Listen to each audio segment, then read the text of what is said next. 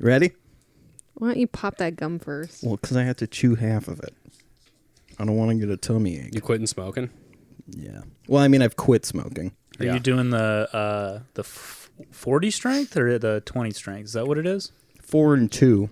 So I'm on the 2s now, but I was on the 4s. Chris did a 4 last week, and he had like the shakes and dizzy and sweaty, and he's like, "Whoa, dude!" Isn't it crazy how Nicorette? The first time I ever chewed one, I was like, "This, I should have been doing this the whole time because this is where it's at." That's the thing that you want from the cigarette. Yeah. See, the problem that I have though is that I love the whole like motion. Do you like holding something too? That's why I said he should get the inhaler, the Nicotrol inhaler. I feel the same. The lighter and the I just love the whole thing. Yeah. Dude, and talking with a cigarette in your hand, doing the You can put a pretzel stick in your hand and do the same but then thing. you look like a weirdo. I totally do that though. His mom has never been a smoker, and anytime she has something like that in her hand, she just sits there like never been a smoker. It's how I'm going to be drinking this kombucha by the end. Like you would smoke a cigarette. Yeah.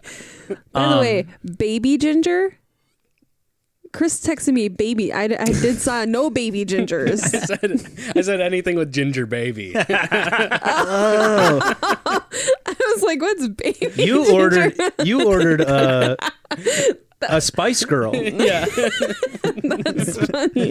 Chris, I swear did you say baby ginger? I did. It's like, these are all ginger. I wonder Work which was one's crazy, so I saw kombucha and I was like, what kind? Yeah. And then you said, anything with ginger, baby. Mm-hmm. Now it makes sense. I didn't put a comma. There should have been a comma. Yeah, there definitely should. That was on Grant. You're smart. Funny. This is exactly why we don't offer our guests anything to avoid embarrassing snafus like this. But it was ginger you wanted. Yes, it's perfect. It's absolutely perfect. I'm like, this one's ginger lemon, not ginger, not baby ginger. I was going through all the different ones. It would be really funny if you made us think about it. Yeah, if I just asked dumped for it out. baby ginger. Performatively dumped it out in the kitchen sink right in front of you. It's for the kids. It's the hairs off of ginger is all it is. Yeah. And then the iced tea thing too. I'm like, there's sweetened, there's unsweetened. Oh, I'm not like Grant. So. You don't. Yeah. I didn't even throw a baby in there. We were talking about we thought it'd be funny if we just instead got you guys Because Chris texts me these like he needs baby ginger, and then iced tea. I'm like bunch of fucking princesses. And I go, what'd you say? I said we should get them both Nesquik double chocolate milk. Yeah, and then we were gonna get like a lunch tray with a square piece of pizza. We wouldn't have complained. It would have been like school lunch. We're both children. Yeah, I would have loved that. I don't know where they sell square pizza like that. We'd have to cut it. It wouldn't taste this. It wouldn't taste like cardboard though. Speaking of cutting it, we're gonna have to cut out the first half hour of that. No, that's a really funny conversation. I know. Okay. I was gonna do an intro and then I was like, okay, no, you can it's do already the intro. happening. So how about we, instead, my first memory of you, Grant Winkles. Hello. Thank you. You showed up at Nordic and somebody was like, "Oh, dude, that's Grant." And I was like, "What?" And I'm like, "Yeah, he like has his own shows." And I was like, "Oh, cool, man." And I talked to you, and you're so chill. Thank you, man. It was very funny that I wish I could remember who it was. It's probably Doima. Getting all worked up. It might have been Grant saying that about himself. And then I ran around the back door and then walked in. I was like, I think I just saw Grant pull up. And then I ran through the back, came around, and then I was super chill. Just that's how I get people on my side. Yeah, that's nice. That's nice of you. Thank you. I think I remember that. I remember kind of having the same vibe about you because I was seeing your photography and photos of you, and I was like, this guy looks like an artist I should know.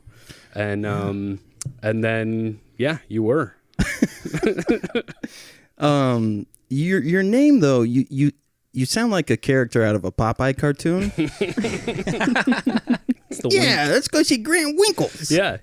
Right, that kind of vibe. It's an insane name. Yeah, I think I'm not like proud of it really yet, but I've come to terms with it. Really, I like to say I have a bit in my act about it because when you're emceeing, like everything is awkward when you're emceeing a show, you know? Yeah. And especially when you have a name like Grant Winkles. So I always feel the name to like wring some laughs out of it and bring it up right away. And I say it's, I grew up very privileged. The hardest thing I've ever had to overcome was being named Grant Winkles.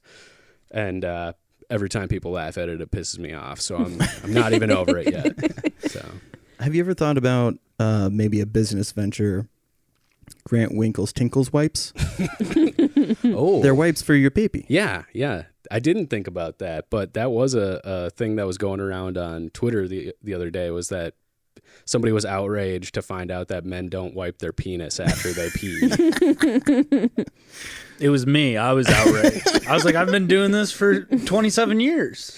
Yeah, you said you used the hand dryer in the bathroom. I quote tweeted it, and it's like me using the blow dryer in my pants and then screaming like a person on Twitter told me we have to do this. Mm-hmm. Now, speaking of outrage, Blow first drying time your penis. I saw you, Mr. Ryan Kahl. Mm-hmm. Thank you. Just put insert soundbite. You were the closer at, or you were the headliner at a Pickled Loon show in St. Cloud. That upstairs. Oh, Yeah. was this red carpet? Right across by the street. the red carpet, yeah. Okay. Oh, wait. Okay. Yeah. I think I remember. Yeah. And it was one of those showcases where like there's like 7 or 8 people. Now I do remember, yeah. And crowd was so. Yeah, they were fine. I think they were a good crowd, and then the show just kept happening. Right. You know, and then I went up and things just got worse. You know, when I got up, they were like, "This is what we've been waiting for?" Is this guy? But my favorite memory is when you and Tommy, I think you were there too, actually. You guys were up at Nordic, and you guys were in some kind of conversation, and I just slid up and whispered, I wish I could remember how I said it, but basically Tommy looks like he steals Happy Meals from the McDonald's that he works at. And then we just started making fun of each other. Yeah. And someone came over and shushed us.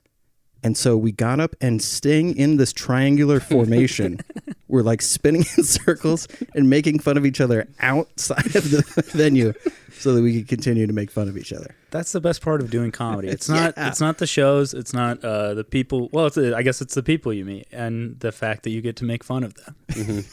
Isn't it funny to think about how so many of our memories like that and getting to know people was talking like 2 inches from their ear in their face, like during a show. Yeah, during someone else's set. And now thinking about it, it's like the most horrifying thought in the world. Like we were all just standing like nose to nose, like scream whispering bits at each other.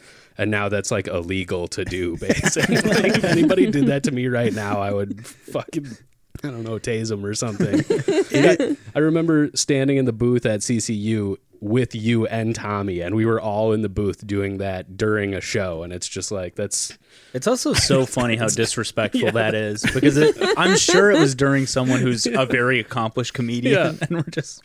There's a type of like, there's something in the air though when it happens, like it's almost like it overcomes you, like you're like, I have to do it right now, I have to make fun of them right now. Well, you don't want to be the guy who comes up to him after the show and is like, I thought of a thing to say to you an hour ago, so I'm going to say it now. Yeah. Speaking of which, have you guys been a part of roasts? I never have. I did a show at the end of last year called Fuck 2019. I think it's a show that happens every year at the Turf Club, and it's a roast of the year. But it didn't really count because it was kind of like, I mean, it's the same kind of like joke writing practice, I think, where you have to just like write differently because it's, I don't know, you're writing with like a very specified goal in mind for jokes. But I've never roasted a person before. Yeah, I'd like to. It's much fun. You've not either? When I was in Eau Claire, we did, for my birthday one year, we did a roast / funeral. Like it was like a mock funeral. And that's pretty much the only thing I've ever done. I like it. Yeah. My favorite thing about roasts is like they're brand new jokes. Oh, yeah. Like it's totally something you've never heard before. So even when they're coming at you, you're like, fuck. I think, and maybe it's the geek in me that's like, that was so well written because they did this and there was a little callback and like that whole thing. Did you do that roast of Andy Matfield? Yeah. Were you a part of that? Yeah. I was the one that organized it. Okay. But you didn't host it though, right? No, that was was Conrad and Devon. Yeah. Davon. Yeah. Sorry. I was, I always think about, I watched that roast and Riley Cosgrove absolutely leveled some people who. It's also that's just Riley's personality anyways, Yeah. where he's just like, no, that was so much better than so many other times I've seen Riley go up because I think you're right. It's like he locked into something about himself right there that was like, oh, this is my perfect chance to just get to say what I say behind all these people's backs. I was born to do right this. to their face. It was so awesome. God. And Royal Stein. Yeah. Like was so sweet, but then when he held up those pictures of Tom Chilstrom, like just leveled the place.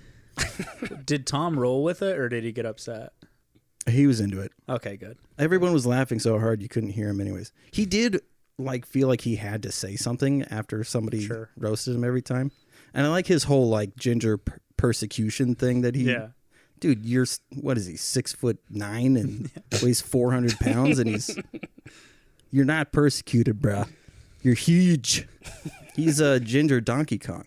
I have seen him on top of like milk crates, and he throws things down. Barrels, Yes, that's right. That's how he got the hosting gig at Sisyphus on those weeks. He would just, where the barrels are stacked up in that hallway, he would just stand on a crate back there and throw them at people. It would be open mic who's trying to get there, and he would just throw the crates at him. Oh, man. Now, this is interview style, so I'm going to go left to right because this is Germany. Because that's how you read, too. Oh, Germany does it right to left. Well, that's actually okay, though, because on our side, for me, that's right to left. Yeah, there we go. And I love manga books. Yeah, and we read Chinese exclusively. Yeah. So Dude. perfect. Mandarin. Okay, did you watch that before we do the interview stuff?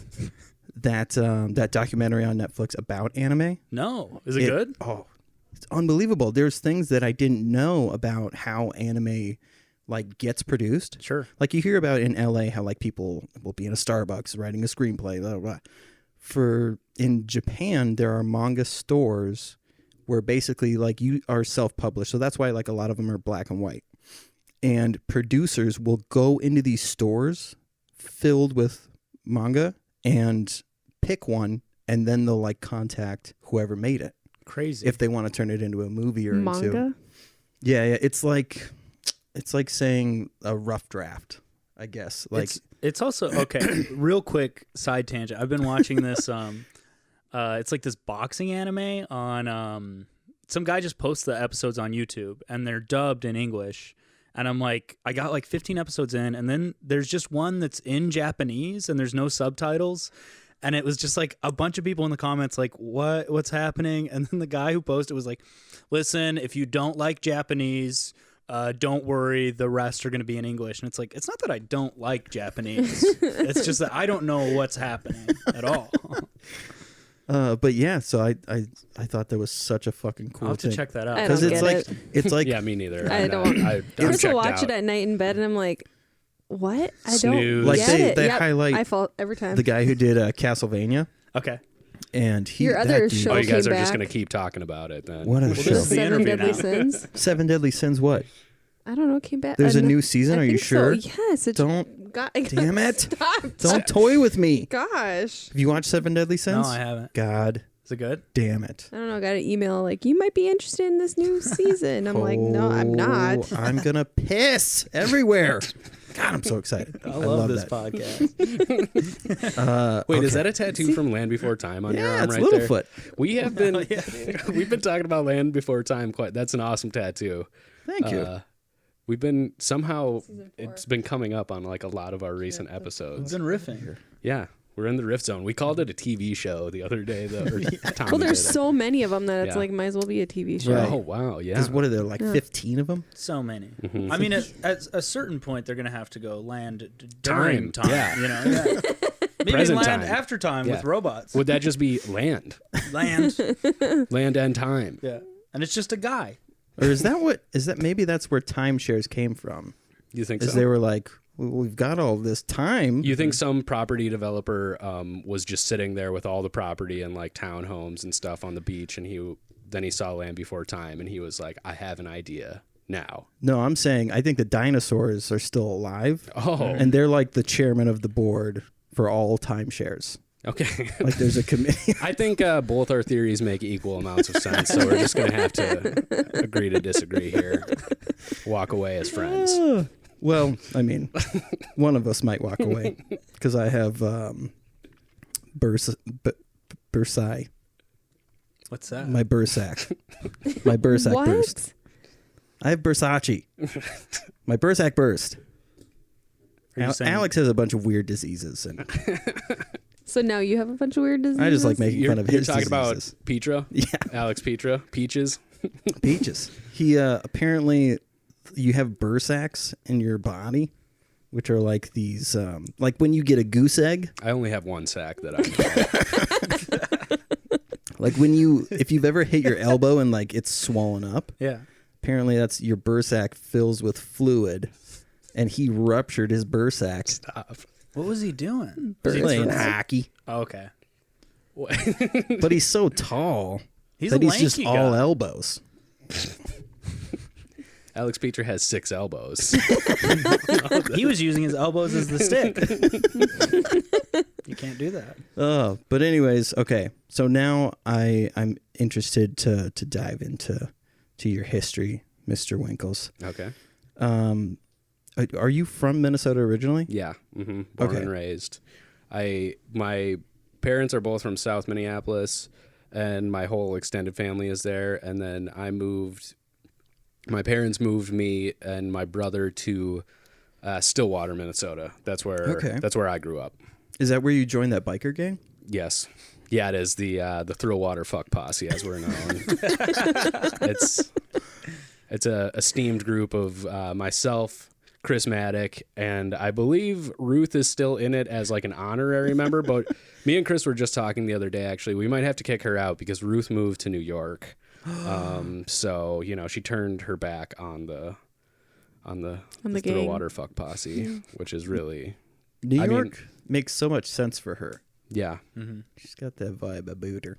Yeah, I think she's gonna do real well there after, after things open back up again. I don't know, like seeing Tommy move out there too. I just can't stop. Like, They'll be in the roasting him. subways for sure. Yeah, yeah. There's a lot of space on the street out there. I hear homeless people do well out there, so it'll be perfect for both So of them. many homeless. Imagine busking, but with stand-up comedy. Oh my I god, love it.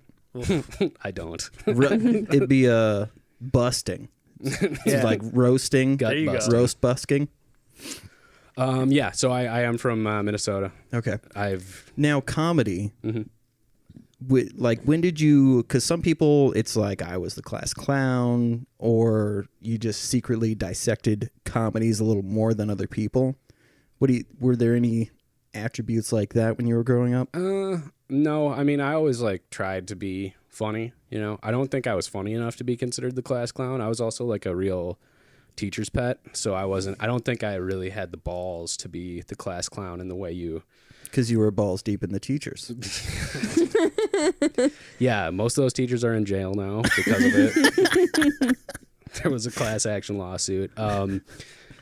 No, I think I was kind of more somebody who secretly always wanted to do it, but I kind of never even realized that you could just go and start doing comedy. So I was a musician. I would kind of get my rocks off playing music as a performance, and then What kind of music? I was in a band. So I was in bands like basically from the time that I was in 8th grade till right before I started comedy. You a just playing trombone guitar. player? Oh. Yeah. No, I don't. I'm just so trained to yes and that I'm like, yes, I play trombone. Don't ask me another question about it, okay? Yeah, no, I play guitar. Okay. Yep. So just like rock and roll type bullshit. Gotcha. Yeah. Nice. More of a Bruce Springsteen kind of guy. Hell yeah. Yeah, we both are. Ryan and I just locked eyes. The boss. You guys were about to kiss. Yeah. We both have Born to Run syndrome. Yes, it's lucky that these microphones are in between Ryan and I because it's the We only. have bone to come syndrome. Sorry. My OCD. Born to Run, more like Bone I'm to losing Come. my mind. Nice. What's the matter? Well done.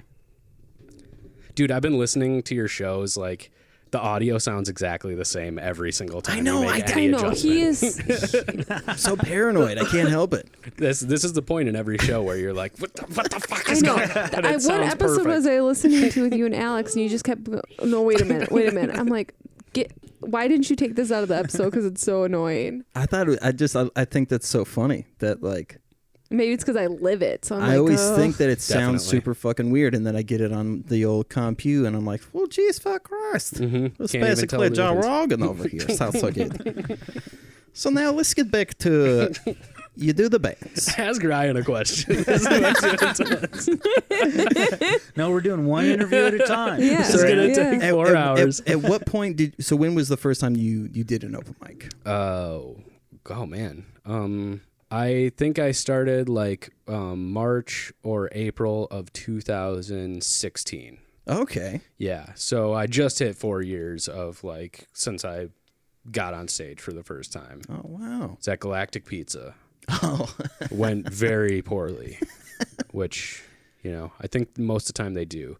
And then you don't realize either once you're years in, you're like, oh, like I suck every time I perform at Galactic Pizza, and so does everybody else. But you don't really learn that right away when it's your first one. You take it much more personally. Well, I take it personally every time I bomb at Galactic for some reason. It's funny because I've said this with Matt Field is like mics like that. People show up and comedy is just happening. Nobody's going there for comedy. Yeah. They show up and they're like, oh shit, comedy's happening. I just wanted a pizza.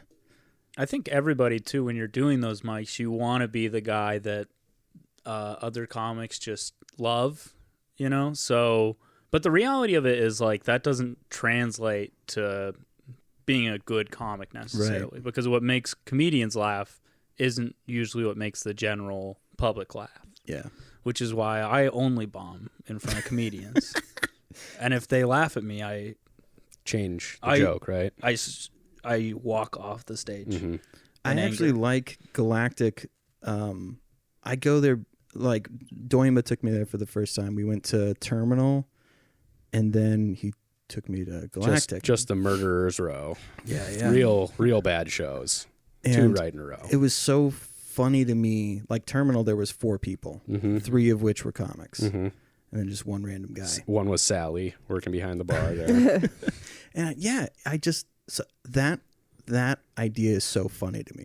They're like, I'm up here stretching, basically, and you guys are just watching me stretch. Yeah, when you have to stretch for the whole set in front of only other comics who are like, fuck, when is my chance to do this? And then you get up there and you're like, oh, why did I think this was going to be fun in any way? That's what's so funny. Your comedy brain, like if it's a bad mic and it's been a bad mic, you recognize that, but there's still a part of you that's like, I'm going to be the one that somehow does well. I'm going to turn it around. Yeah, I'm so good at this. And then you inevitably don't, but then you just blame yourself for having a bad set anyways, which is the beauty of what we do. Yeah. I liked Galactic. So I had that first memory where I was like, Terminal, there was no people, and then Galactic, there was people, but no one was paying attention. And that was so funny to me. So then every time I went after that, I would just make comments about whoever was there, rather because like it's such a hang. Like I'm talking up until I get up on stage to somebody, and then you just dick around. I wouldn't consider Galactic, and maybe this is a hot take, but I don't know that I'd call it a real mic. It's more a hang than It's is a mic. hang, That's what yeah. you're saying. Definitely. I don't think I've ever had a good set there. Like, could you think of any? The times that you've had a good set Yeah. there? Yeah. I've maybe had like one or two, and it's the greatest I've ever felt. And then those sets never translate anywhere else. It's only there. But also, like, most of that is just like, if you're gonna have a good set there, it's gonna be you're probably riffing, you're fucking around, and you're talking about how horrible this experience is, because that's what's relatable to the people who were in that room. Right. The only like good set that I've ever seen there was this guy making fun of for bringing a famous person to Galactic Pizza, and the entire restaurant was just dying because they didn't even know who was, but just the way that this guy was doing Who's that. the famous person? The fuck was that guy's Jerry name? Seinfeld. Yeah, I was gonna say East Coast guy. TV No, show. Jim something. Was it Gaffigan. Schubert. Gaffigan. That sounds right. Jimmy Schubert, maybe? Yeah, that's a guy. That's a person. Yeah, that's a comedy store guy. Like old school comedy store guy. Yeah. Yes. Yeah, Yeah. that guy. And that guy like went way over his time. A lot of assuming that we knew who the fuck he was. It was very funny. That's what's also just so fucking bleak about doing comedy, is that even when you're an established national headliner, comedy store legend, you're gonna go to the Galactic Pizza open mic and those people aren't gonna know who you are. Like, And they're going to be annoyed that you're taking up their stage and you're gonna time. go run the light there. You're gonna go do 25 minutes there. There are going to be people who have only been doing comedy for 2 months and are going to be watching you on stage thinking, if I was up there. Yeah, those people are me and Ryan. Yeah, it's me and Grant. Yeah. Oh, all right, now back to you, Grant. Damn it. So the way that you do stand up, it reminds me of I have a lot of friends who love comedy, and they won't go to an open mic because they want it to be perfect when they go up. They don't want to ever have a bad set. And so they'll talk to me in ways about bits that it's like, you could do it. You could go out and do that. And they're like, no. Like they know the mechanics of It won't how be to do Dave it. Chappelle. Yeah. And you have such a good way of looking at jokes that I always love hearing you on stage. And so, like, before you did stand up, where you had bits in mind, like in that, does that make sense what I'm trying to say? Yeah. Like, Yeah. it's very thought out sets. Yeah. Well, thank you. Thank you. That's really nice. No, I feel like it took me a really long time to like even learn how to write a joke, or even really learn. I think I knew I would, before I started doing comedy, I would think of bits, but I wouldn't have any way to, I think I thought more in like a sketch mindset. I would think of premises that I knew could be funny, but I had no real knowledge or really even conception of people like turning those into a stand-up bit, because it's such a weird format. It's conversational, but it's one-sided. So you have to fill in all the details of any point you want to get across, or any reference that you're going to make. You either need to set it up earlier in the act, or it needs to be something that 75% of people are going to understand, like no matter what. And I didn't really know I had to learn all those things the hard way by bombing at Galactic Pizza for 2 years straight, just slowly. I think I just learned by like figuring out which jokes actually worked and then just dropping everything else. And then kind of just, I got naturally pulled towards like a point of view or something by doing that, by whittling away all the shit that never worked. I don't know. But that's kind of how everybody, I don't know. Like, yeah. No, I get what you're saying. Yeah. So at what point did you make the switch to, or not the switch, but to include like producing shows and wanting to be on the behind the scenes of stand-up shows? I mean, I never really wanted to be behind the scenes, but it was basically just out of necessity that I had to do it, because I wasn't getting booked on any shows. But in reality, it was like the best move I ever made, because when I started, that was probably 2 years into me doing comedy. I just decided to start my own bar show. And I was thinking about this the other night. I was like, how the fuck did I do that? Because I had no idea like how to run a show or produce or even book people. But then I think I was thinking back to it, and it's like, oh, well, I was just like, I was doing stand up like 5 nights a week, you know? So I really was like, like, I had absorbed all that information. I just had never done it myself. And yeah, that was, if anybody out there is like struggling, I would just say starting my own show was basically the best thing that I ever did, because it allowed me to meet a whole bunch of new people that I was always like really reserved trying to meet people, because I didn't want to look like a climber type person, and I just kind of wanted to do my own thing and show people that I was funny through my act and not be a I don't know, weirdo. And then yeah, that's how I met a bunch of people, and then other things started clicking after that, like people booking me on their show and stuff. Yeah, I remember you gave me some really good advice, because I had, when I was starting to produce my own shows, it was super stressful, but there was like a lot of outside influence. And I remember leaning on you and being like, I just don't know. I don't know who these other comics are. I don't know that they're even the type of shit that I enjoy. And I remember you being like, just have the people that you think are funny on. Don't just do shows just to do shows, was basically what you were telling me. And that, like, Petra's Picks was hands down the best experiences that I had when I was doing those shows. Like, the first show that we did went really well. Yeah, when you were doing like pro shows and stuff and trying. Yeah. I think, yeah, I mean, and the thing that I noticed was Petra's Picks, like, that read through in the promo and in the lineups that you were getting and stuff. It was like, it just, people, it's so weird, because when you're first starting this stuff, you think everything is an act and all this stuff needs to be produced and it needs to like have this polish on it and it needs to look professional. But I think if you just do stuff that is, it's weird how much just kind of like, it sounds corny, but like being true to yourself, like that actually comes through way more than like trying to put a veneer on stuff. And it's the same advice really with like a comedy act too. Like when people are trying to do false premise stuff or stuff that's clearly not in their voice of conversation. Like, you don't have to be the same person on and off stage, but if you're trying to shoehorn yourself into a certain persona, it just like, it's going to be so much harder. Not saying it can't work, but like, I don't know. Like, I like in doing like clean shows, I had way more people coming up and talking to me after normal shows. So like when I would be on showcases and stuff, and older people too, that like you think that you have to clean up your act for like this older generation, but they also grew up with some filthy motherfuckers. Yeah. So like that whole being true to yourself thing, like I introduced myself to people and like I was the mayor of Nordic, was like my whole shtick was like, cause I'm just you can like having, I didn't vote for you, so I don't know.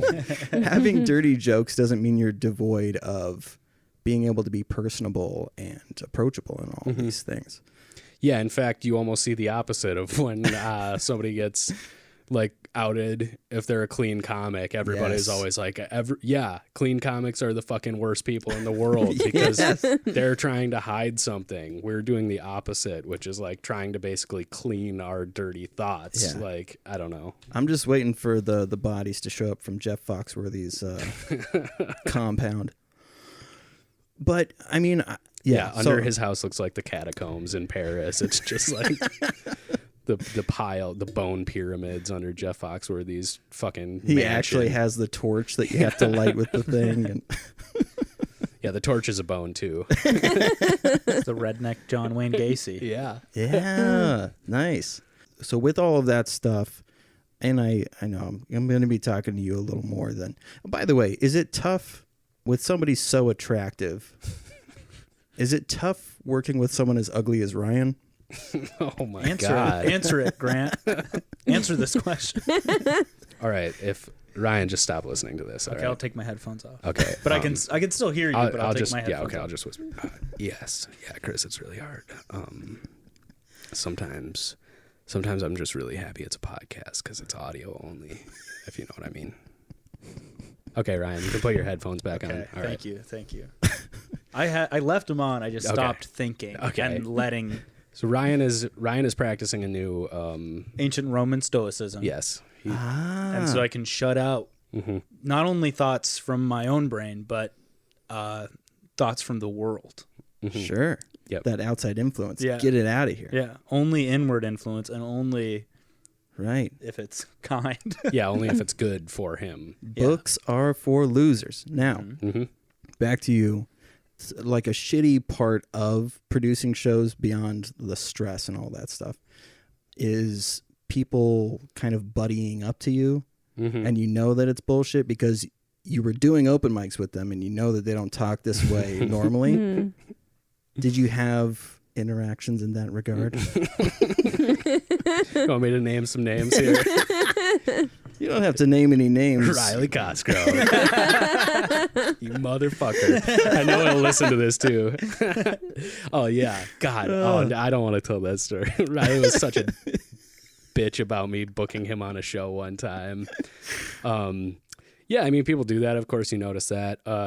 And I mean, it's one of the downsides, but also benefits of doing a show is that, sometimes people do that, but typically, I don't know if it's typically, Ryan, you produce shows too. A lot of times you can use something like that to actually get booked on something else, which, so it is mutually beneficial as slimy or greasy as it can feel doing it yourself. Like I try to not operate that way.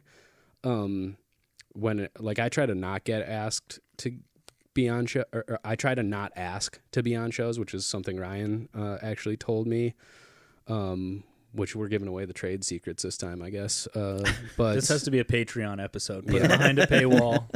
just make sure no open micers listen to this. Not that it matters right now, because they're all gonna die. Just say that this episode has Jimmy Schubert as the guest, and we won't have any open micers listen. Yeah, That'd be great. but some of that stuff, it can be annoying. It's actually more. This is greasy. I don't care when it's somebody that I like and somebody that I respect, and I'm happy that they're hitting me up to do my show. It's more annoying when it's somebody that you watch bomb 5 nights a week, who won't stop asking you to do the show, even though you're saying no in the nicest way. I guess that's what it is. It's saying no in the nicest way possible instead of being like, bro. In reality, it really doesn't bother me that much. Most of the time, I will throw people guest spots too. But a big thing, here's another tip. Big thing is if you're going to ask somebody to be on their show, go to the show before you ask, especially if you're like newer, like somebody who's just like, or bribe, like a little bit of a bribe. Yeah, Max Chapman one time. Well, okay, I guess I can't say what he bribed me with, but I gave him 5 minutes. Well, I mean, I can bleep out his name. Oh, It wasn't the bleeping of the name; it was what he gave. it was You give you a drugs. blowjob? Oh. No, I would say if he gave me a... Yes, okay, we'll just go with that. Yeah, Max Chapman blew me to get on the Tilted Tiki show. It is always funny, too, though, because sometimes you say no to people for reasons that are completely out of their control or my control, where it's like this show is booked. It's too full booked, because I was also a person who really fucking cared about that. Is like the show shouldn't go over 90 minutes ever, because then people won't come back. And that's how you get into the positions where you're like if you're in a later part of a showcase show and it's going on for 2.5 hours and it's like, oh, this sucks now. I wish I wasn't doing this show. Yep. And a bunch of people ran their light who, like, I should have gone up by now. I never wanted to put people in that position. So I would say no to people based on that more than anything else, because I always like giving people a shot, because that's how new people get better. And then when people would like make a big deal about not doing my like tiki bar show in Stillwater, that's a horrible show anyways. It's like, you need to figure shit out, because it is not worth the effort or like mental anguish you're putting yourself through. This is it's a bar show. It's not even that good of a show. It's tough too, because you feel like, because on the one hand we should know, right? But on the other hand, everyone says that every show is an important show, And so like comics who say that like they treat it like a business, it's like every opportunity for you to go out and present yourself, you should be doing it 100% and taking those opportunities, especially if you're not in an actual paid position to do that stuff yet. So I get like, it sounds dumb, but like when Ryan Middendorf would do those 12-mile shows, it was did you ever do that? No, I It was don't in think the so. middle of fucking nowhere. It was so crazy, but people wanted to do it. People wanted to be a part of it. And one of the speakers was blown out. There was a bunch of people at the bar. Nobody was like turned our way to listen, but people still want to be a part of it. Were you up there taking photos ever? Yeah. Okay, so you were actively contributing to basically gaslighting all the comics down here into thinking it's a good show because you wow. can They're get like, some, look at these beautiful Yes, photos. you can get some That's great really pictures funny. from a show that's absolutely terrible Yeah. and be like, oh, I need to do that show. Yeah. But it's really just like, oh, I need to have Chris just come and take photos of my show. Fuck, that's hilarious. I didn't even think about that. I totally did make it look way better. All that to say, glad that you are a comedian. You're a ray of sunshine to have in the community. Thank you. I honestly like very nice. you're such a solid human being. My reputation is so much better than I actually am as a person. It kind of shocks me. Like a lot of people tell me that I'm nice, and I don't feel like I'm that nice of a person. It's not that you're necessarily nice. You're just not mean. Okay. Yeah. It's the absence of those Yeah. shitty things Wow. that make you a solid human. So that's Okay. all it takes. be Listeners, shitty. don't be shitty. yeah. And Ryan, don't be shitty, man. yeah, speaking of Speaking of shitty, Cool. I like this intro. Yeah. all right, now I always give you these intros. It's always like, this next man voted for Donald Trump. Give it up for Ryan. Yeah, you did Collins. that all the The time. last time I did my show, Grant was filling in to host for me, and that's how he taking brought me over. up. Yeah, it's like, you might know this guy's been hosting the show for a while. He voted for Donald Trump. Brian Kahl, and I was like, okay, hey, I mean, thank you. I didn't, but also that's the thing too is Everybody believes me. Yeah, Now you're. once someone says you voted for Donald Trump, it doesn't matter how many times you say no, I didn't. People are still gonna be like, he did that. yeah. Even now, Yeah, I started to question. I was like, did I vote for Donald Trump? so now, okay, so you started your modeling career in Eau Claire. That was okay. Yeah. And you're like, I am tired of exposing myself to all of these photographers Yeah. for next to no pay. Yeah. I'd rather do it on stage for literally no pay. Yeah. I had to pay them. So, yeah. No, so you said you're from Wyoming originally. So right? originally I'm from Cheyenne, Wyoming. And then my freshman year of high school, we moved to Chippewa Falls, Wisconsin, which is like right next to Eau Claire. Do you have Native American in you? Both very Native American sounding. My mom would say yes, but I would say no, if that makes sense. Your mom's Elizabeth Warren, right? My mom is Elizabeth Warren, and I just want to say, if anybody voted for Bernie Sanders in the primaries, you shouldn't have. You should have voted for my mommy. She is Native American. I'm not, but she is. Okay, so Chippewa Falls, where is that? That's like 10 minutes away from Eau Claire. Okay. It's where they brew Line and Kugel's beer, which is like their big. oh, I Claim think to we fame. drove by there. Yeah. It's a pretty area, but yeah. I don't know. It's like Trump country, Sure. I think a lot of Wisconsin is too. I think most of it, other than like Milwaukee and Madison, is pretty much. But that's the thing too, is like Minnesota. Minnesota's the same. Outside the Twin Like Cities. our neighborhood. Woo! Well, we I saw know, that dude. pop-up shop on the way here. Oh, the Trump pop-up shop. Yeah. He's been there for weeks. Yeah. Weeks. He's probably killing it. I threw a No, he is, which Yeah. is you drive by and you're like, I threw a Molotov cocktail and he just drank it. Dude's out of his fucking mind. So anyways, you vote for Trump. Yeah, You vote come for over to Trump. Minnesota. I see that pop-up shop. I'm like, I'm home, baby. That's yeah. No, we were driving through your guys' neighborhood though, and we're like, this neighborhood is too patriotic. A lot of American flags. We have the most diverse block. we do. Really? Yeah, our road right here, we have Hispanic. Oh, I was going to say, is that just because you have tattoos? We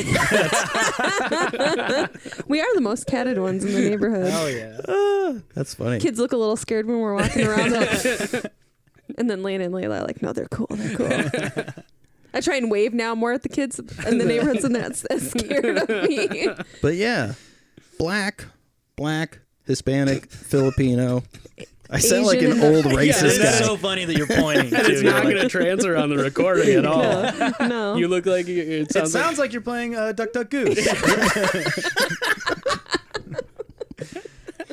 But anyways, so did you do stand up first in Eau Claire then? So the first place I ever did stand up, I was 18, and I drove 2 hours to Rochester, Minnesota. Goonies Comedy Club. Yeah. Yep. And that was when it was downtown too, so it was just such a hot room. And I had a great experience there. And then for the next like 2 or 3 years, I would just drive 2 hours every Thursday, and not go to like my college classes to do the open mic. And then I met some of the Eau Claire comedians, and then we started a room there, and then I moved to Minneapolis. And That's wild, man. Rochester is... We've heard so much about Rochester. Yeah, it's such a weird thing because like Goonies made that town like more popular for comedy because there's comedians that fly out to Rochester. Is it do they have a casino down there? I forget where like big stand-up shows happen, but it's not Goonies. But there's like a I think they have a civic center. yeah, there we go. So yeah, there's Casino. comics. Well, I don't know, man. That's just what Minnesota seems to try to do. Hey, are you famous? We've got a casino. You should come. That's just the healthcare industry. It's a gamble. It's the Mayo Clinic. You know? Yeah. Yeah. But yeah, like the comedy scene down there is really good for some reason. Yeah, I think part of that is John Russell, who's a great comic. He MCs the mics there, and then the owner of that club, Mark Clampy, is just like truly one of the best owners I've ever met. Such a good guy. Awesome. Yeah. So how long have you been doing stand-up then? I say like 6 or 7 years because that's how long I've lived in Minneapolis and have been like pursuing it pretty hard. So 6 years. But I mean, in truth, since I was 18, I guess I was, at least dabbling. Sure. So did you ever finish school? No. Dude, it's so dumb. So I dropped out of college and then I went to a tech college and I booked one gig that paid like $125 and I was just like, I don't need a degree. This is if I'm 19 and I'm making $125, Yeah. Here, I'd like to pose an improv scene if you guys are game for it. Okay. Ryan, you're going to be going to the dean of your school. Okay. And telling him that you're dropping out. Yeah. To pursue comedy. And Grant, you're going to play the dean. Okay. Obviously. Okay. So hold on. I should face each other. Come in. Yes, excuse me, Mr. Dean. Your first name is Dean and your last name is Dean, correct? Yes. Okay. Hi, I'm a student here at the university. I know who you are. Ryan Kahl. Okay. You're by far our funniest student. And you already Come have in. my file open. Yes, come in, sit down. Okay. We've been waiting for you. Okay. Who else is in here that has been waiting for me? I have my assistant, Mr. Gene Dean. Hi. Gene, yes, make yourself known. Yes, Ryan. Just want to say, huge fan. Okay. Sorry, stage 4 throat cancer, but I just love... Okay, step back into the shadows now, Gene. Why have you called upon me? I'm actually looking to de-roll from my classes. De-enroll. I would like to leave my classes. Well, you know what, Ryan? Mm-hmm. Yes, Mr. Dean. If it was any other student, we would need your money, but you are just too goddamn funny. Okay, I was told that it's because my dad is a Vietnam War veteran that I didn't have to pay for college, but I will accept this. Take this $125. Okay. Now I have $250 total. And go and make your dreams come true. Okay, I'm going to go spend this on weed. Okay. Thank you. Hit me up when you get that dime bag, when you get that. I am paying $250 for a dime bag because I don't understand economics yet because I dropped out of that class. Well, my associate Gene, as the finest bud, Okay. this side of the Chippewa River. I don't know if you like the red hairs, blue hairs. What are we looking for here? Well, Northern Lights. You want some OG Kush? you know, I'm actually kind of an amateur to this, and I think it's also very ethically ambiguous that a member of the college is offering to sell me different strains of weed. Well, I mean, Gene Dean does not work for the Oh, college. he's just here. He's my personal assistant. Okay, so you hire him. Yes. Okay. He's a contractor. He's contracted out. Yes. He works for Blackwater. Oh, cool, yes, dude. Yes. I drink Blackwater every day. Gene grows weed for the CIA. Oh, cool, dude. Well, this seems like a guy I should be buying weed from then, and I will buy a dime Also, bag. if you like a mixtape, I have plenty of mixtapes. Yeah, I actually, because I'm 19 years old and have been doing comedy for 6 months, I also have my own mixtape. So I will give you my comedy mixtape. Oh, that's great. In exchange. Trade work. I love it. It's called Great White Stallion. And on the front, it has a picture of a great white shark and a white stallion, and they're mixed. I get it.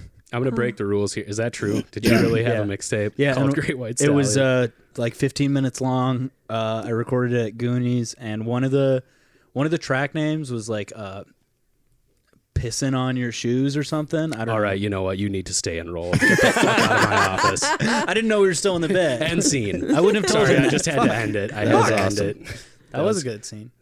Well done, guys. Thank you. It's just a little taste of what we do over on our pod. I was just gonna say. Now you That's guys. nothing like anything we do over there. No, it's just that scene every episode. And Those we are our tweak it a little bit. characters that we do on the podcast. So being cis straight white males, you decided to start a podcast, Just Yeah. like you. just like the rest of us cis straight white males. You don't have glasses though, which is a little odd. We wear them in the podcast. Oh, though. okay. Yeah. The As blue is light custom. ones, Yeah. even though you're not looking at screens. Yeah. It's just for clout. What made you guys want to start a EP cast? Well, so originally Tommy and I had a podcast with Zach Kagan called the Our Dads Podcast, where we just like made fun of our dads basically, because I think everyone's dad is kind of a goofy person who's easy to make fun of, you know? And then like COVID happened and like Zach had some family stuff pop up. So then we were like, Zach was like, oh, I can't do the podcast anymore. Zach also already has a very successful podcast. Yeah, so he was double dipping. Yeah, it doesn't. It doesn't hurt him. Yeah. And so then we contacted Grant about doing a new podcast that I think has exceeded everyone's expectations. Yeah. When we started this podcast, people told us, you'll never make it. You can't do that. Mm-hmm. Our family, our friends, Yeah. my college dean, everyone was telling us you'll never make it in the podcast industry. Yeah. But look at us now. We're on Duck Duck Gray, dude. We've made it, baby. Man, you're the first person to say it and not fuck it up. Mm-hmm. You said it I fast, practiced too. the whole way I'm a here. professional, baby. Most of the time, You keep saying baby. It's because I'm baby ginger. I know. Every time you say it now, I'm like, fucking And now baby I'm, ginger. yeah, and now I'm being very careful to punctuate it. Like, so what the fuck is the podcast about? So the podcast, it's called the We Cool Podcast, and there's a question mark in there, which it's actually just called We Cool, but we always refer to it as the We Cool podcast. because it sounds weird to just say, yeah, Yeah. we do We Cool. Yeah. And also, we like to confuse people and not have good branding. It sounds like we're having a stroke if we just say we do We Cool. But the premise of the podcast is we're three straight white men and and that's it. And that's it. We thought that was enough. We were like, that'll bring people in. That's a hook. That's why we're not letting Kim talk at all during this. Sorry, Kim. She's gonna come up for a very important aspect of What? the show. Okay. He always throws me in to do like the serious stuff. I don't like it. Kim, do you sing the national anthem at the end? Yes, I do. Yeah. But I guess the hook is just like we apologize for things that we've done, and then we also demand apologies from other people. We have guests. We also have people write in with their own apologies that we will read on air, and then we apologize for them. I love it. Yeah, it's Oh, a lot of fun. wow. We've been Yeah. It is really fun. I Where think- where can people submit their apologies? So right now it's grantwinkles.com/ grantwinklescomedy.com/we cool podcast. And there is It's just all it is an online submission form. You don't have to enter any information into it. People could be trolling the shit out of us if they want to, because there's no, like it You can't backtrack. Yeah, and figure, okay. on the way up here, I was saying, like, I really hope people do know that this truly is anonymous. So you can, we want, our goal is to get somebody to confess to a murder via this. And then No we one has solve yet? it. Yeah, yes, and then we solve it. Yeah. Actually, we shouldn't say that. That should be the secret. Yeah, plan, we won't because- solve yeah, it. we won't solve your. We won't even the look murder into that it. you committed.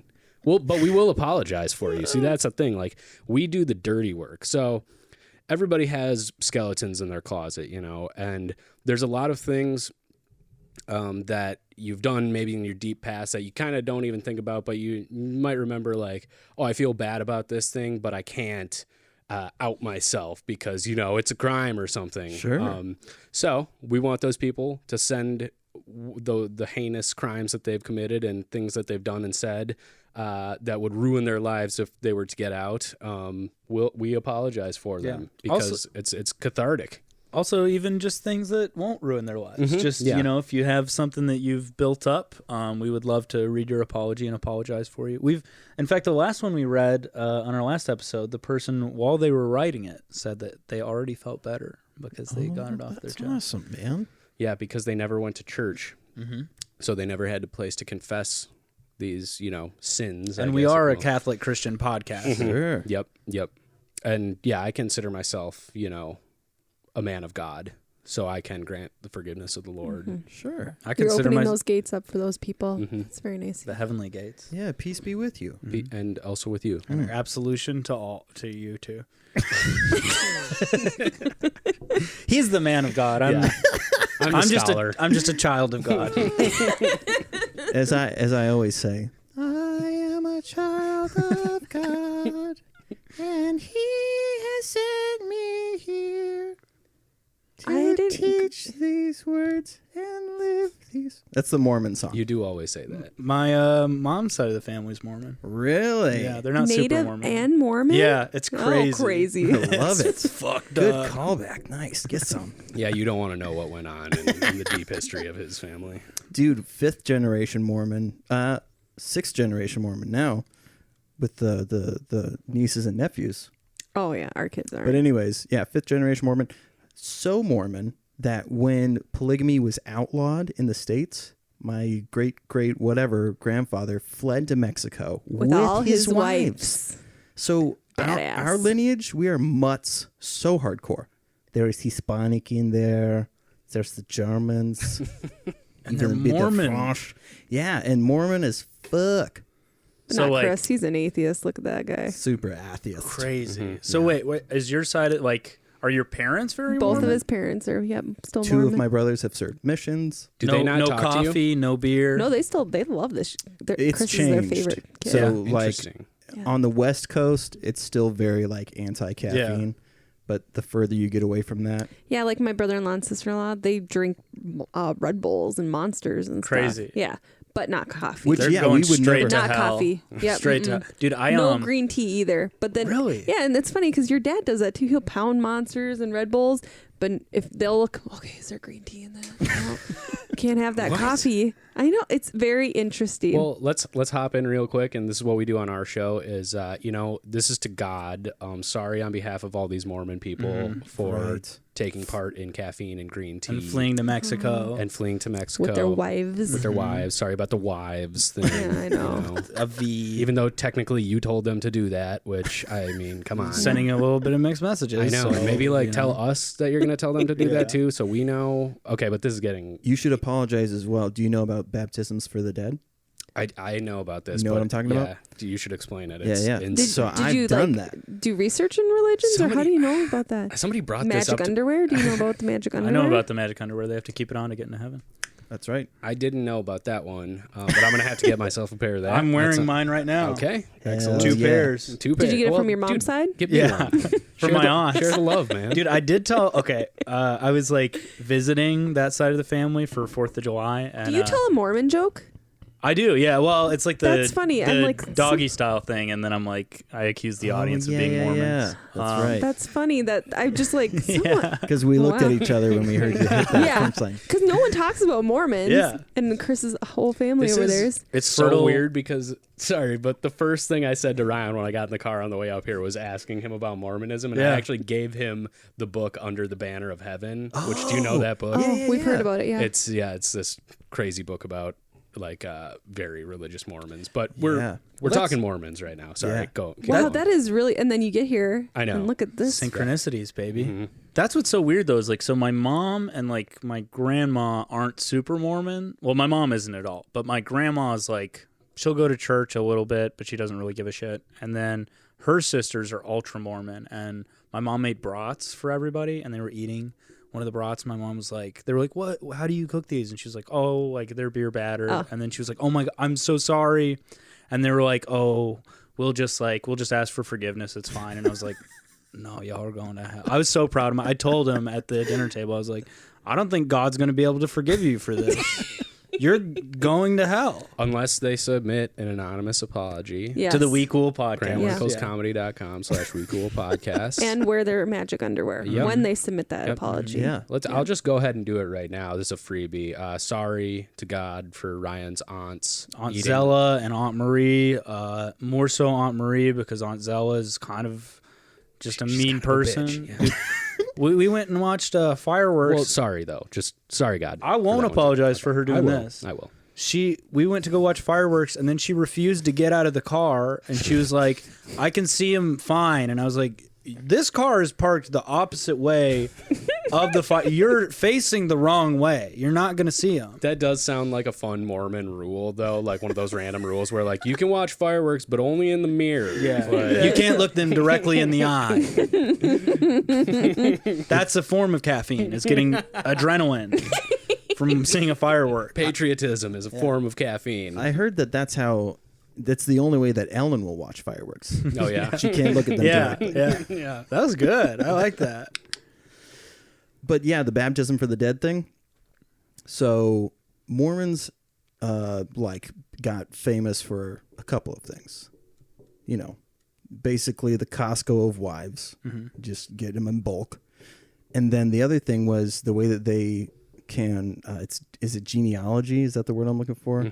How they chronicled whatever. Isn't Ancestry.com Yeah, a I think Mormon? I think they started that. Yeah. So they had the longest record of like people's lineage. It was absolutely insane.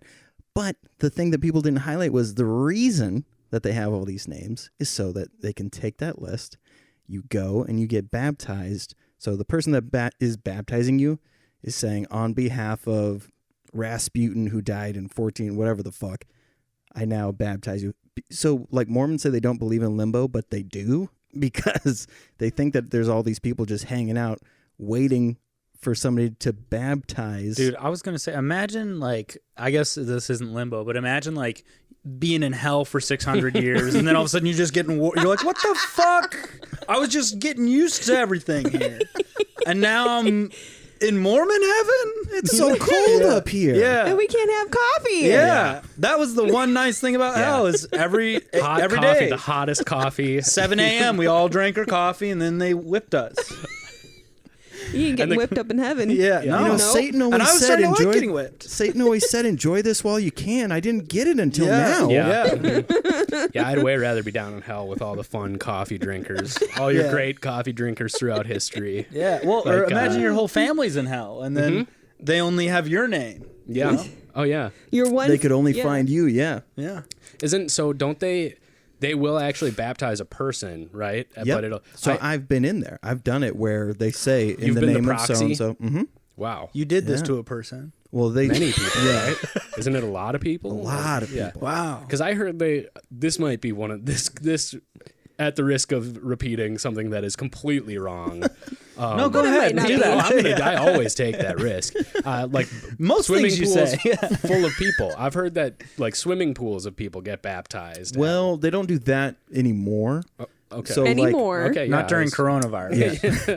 But like, so when I did it, it's busfuls of teenagers there was busfuls of teenage kids. Yeah. We all stand in line, and you just go get dunked, and then you dry off, go get dressed. But like, there were so many. And they fucking, go hit on girls at the dance. Yeah. Oof.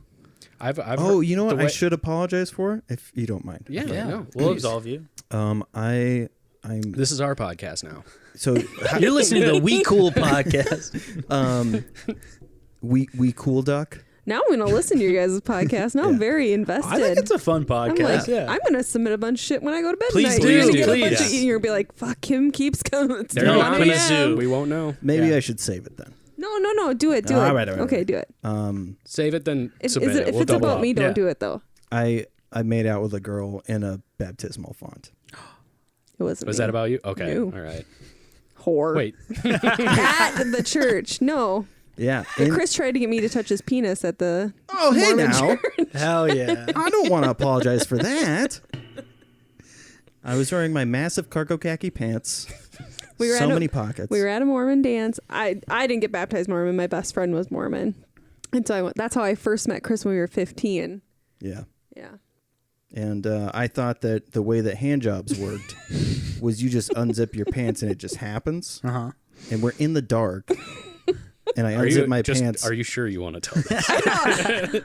and Thank God your parents don't listen to this podcast. she goes, "Did you just unzip your pants?" I just fucking ran out of there. I was like, "Oh my God. No, it was one of my many pockets." He said, it's my backpack. Oh, yeah. Wait. In reality, it was your front pack. Yeah, though, you that you unzipped. you tried to play it off like you were unzipping your backpack when you had just There was opened a your bunch pants. of us in that room, too. No, that's smart. That's smart. Don't make fun of him for that. Congratulations, Chris. You just Me Too'd yourself. To your wife. I went back for more. Well, 3 years And now later. you just Me Too'd yourself. so we met at the Minnesota Special Olympics. I got second place, and then we went to a. We did go to the Special Olympics, though. It was this big Mormon event for us teenagers. Yeah, We yeah. got to do all these things. No, that's where Ryan and I draw the line. We will Yeah, not. dude, we don't make fun of the special. They're the number one sponsor of the We Cool podcast. You better Because- apologize for that right now. I won't. Oh. It's a damn good joke, and I'm gonna keep telling it. We value the real Olympics so much that by default, you making fun of the Special Olympics makes me mad. It's very unpatriotic. You're right. Yeah. Fuck. But, I do apologize now, though. and we will, I'm sorry, on behalf of Chris, I'm sorry to all of the Olympics, the regular Olympics, the Special Olympics, the old ones that they used to do in Greece. the when they were old-timey naked. Olympics, yeah. Oh man. Okay. All of that to say, an underlying thing in comedy that people and I didn't bring Where this are up you going enough. now? I know. It's How a dare Wow. you hard. That was like How a- dare you try and steer this ship after what we've just done? It's a hard turn. But it's something that I didn't bring up enough when we started this podcast was the fact that Kim is a mental health professional. And like I would always bring it up after the fact that we recorded, and comics would be like, "What the we should have talked about mental health stuff." Yeah. I have my master's in nursing. Okay. Hell I'm a yeah. psychiatric nurse. a master of science. I work in the emergency room. I do mental health assessments. Sounds fun. Yeah, it's very interesting. So when people come to my house, I just sit and diagnose them the whole time. Fuck. This has been a trap. Sorry, I just screamed that into the mic. That was sheer panic. So when you said narcissistic, I was like, yeah, right when you walked in that fucking door. Felt it. But I like, feel like with comedians, there is a lot of narcissism oh in yeah, comedy. but with me, Yeah. it's like a kind narcissism. Yeah. Right. There's some type of, you've got some cluster B traits of narcissism. Okay. You're not quite narcissistic. Don't you dare do that to me. All right, I cannot handle it. Yeah. Don't tell him that I'm narcissistic. But like, so when you think about the when you meet comics and you learn all of these things, because for some reason, I mean, it's trauma bonding, really. Like, because we're talking about shit on stage, and it seems like we're confessing all of these things. Then after the fact, somebody will be like, "Yeah, man, I was homeless for 2 weeks," and then like we talk about all this heavy shit, and it's more like, yeah, isn't that fucked up? Like we laugh it off versus dissecting some of that stuff. And I wonder especially with you, because I've turned my body. I don't want to address him so much anymore. Mm-hmm. He's just too handsome. I can't- can't handle it. How do you? That's can't the even, first thing I remember, like being like, Oh my "You're too gosh. attractive." I know, that was very nice of you. And I think of that in moments of weakness. When I see a pimple or a blemish on my face, I go, Chris Duke thinks I'm handsome. That's funny. When I looked on our calendar who was coming over tonight to podcast, I'm like, oh, I bet he's going to talk to Ryan about how attractive he finds him. It's true. See, now I wish you would have I wish you would have sidebarred that conversation so I didn't have to hear it because Grant wasn't talking prepared. about me. You hear it a lot. Anytime, we'll skip that. I was just going to talk about how like girls, when you were around, would be like, "Who's that guy?" Yeah, but then they never talk to me because I have never. Well, I got my last relationship. It was because she knew me as a comic, but that's in like 6+ That's how it years ended, of doing right? stand up. Yeah, she found out I was doing comedy and she was like, well, I can't do this. In 6+ years of doing stand up, never once did anyone show any like interest. Really? Yeah. I think it's you're frighteningly attractive. I don't know if I think it's I'm Where like they don't know what's in your past. yeah. Like you're from Wyoming? Yeah. Who did you murder in Wyoming? Dick and Cheney. am I next? Yeah. That's why girls are like, oh, that's it. I can't approach him. Yeah. Obviously, he's got murder looks. He's also funny, which that I think can be an attractive thing to correct. I mean, like, Sure. It's like Ryan Reynolds is so hot, but also it's very funny. Yeah. I always tell Ryan that like he should just change Reynolds or Kahl? Kahl. Oh, well, Sometimes we call Ryan Reynolds. yeah. Sometimes I call Ryan Reynolds And he and I say, doesn't "Have pick you up. ever heard of Ryan Kahl? He's funny and hot." You want to just hear like a Ryan you." Reynolds story? Sure. Chris's uncle builds fences in New Oh. York, and he built the fence around Ryan Reynolds' house. Yeah, no. So his uncle watches old westerns. He is not up to date on pop culture or anything like I that. love this. Yeah, and so he met with Ryan Reynolds, and you could probably tell the story a little bit better. So I forgot about that. So there was an opening in their fence, and there was beer cans and cigarette butts. So somebody was like staking their house out, and so my uncle gets hired to do famous people's like fence jobs because he has no idea who they are, and they just like that anonymity. So my uncle is also enormous. He's huge. He looks like 6'5". He's huge. is it Sam Elliott from Tombstone? Or, Oh hell yeah! you know like what I'm talking about? Yes. the mustache Yep, guy? Yep, Okay. yep, he's huge. Yeah. Yeah. So he goes up the driveway. Ryan Reynolds is like, "Hi, I'm Ryan Reynolds," and my uncle must have had like some kind of like, "Okay," and he's like, "So what's going on?" And he describes the fence problem. And he's like, "Why would people be staking your house out?" And he goes, "Well, my wife's hot and I'm famous." My uncle was just like, "Okay." Did he fix the fence? Yeah. He did fix the fence. Chris also did a fence next to, Donald Trump. and he peed in Donald Trump's yard. Richard, Hell yeah. I've pissed on Richard Gere's property. We're very territorial, the Dukes. They piss We pee everywhere. Were you the wherever. one who left the cigarettes and beer cans outside Ryan Reynolds' house? Ralph Lauren, Stanley Tucci. So they send you in to funk up the place. Yeah. Yeah. To And like that's when- create the need for a fence. Yeah. Yeah. Is It's that kind of like a mafia tactic. I was Yeah. gonna say, is that a racket? It'd be a shame It if is, I somebody think, would yeah. smoke cigarettes and drink beer right on your property line. And then the Sam Elliott Duke comes in and he's like, well, I don't even know who you are. Say more. Foghorn Leghorn? Yeah, I don't know what the fuck. I say. We met. There's one time that I can remember. Like my uncle's really cool with famous people. It doesn't faze him at all. But for some reason, people who like started like with nothing and became ultra rich, he just envies the shit out of them. So we're going to this repair for this guy. He calls him Tex because he's from Texas. Super original name.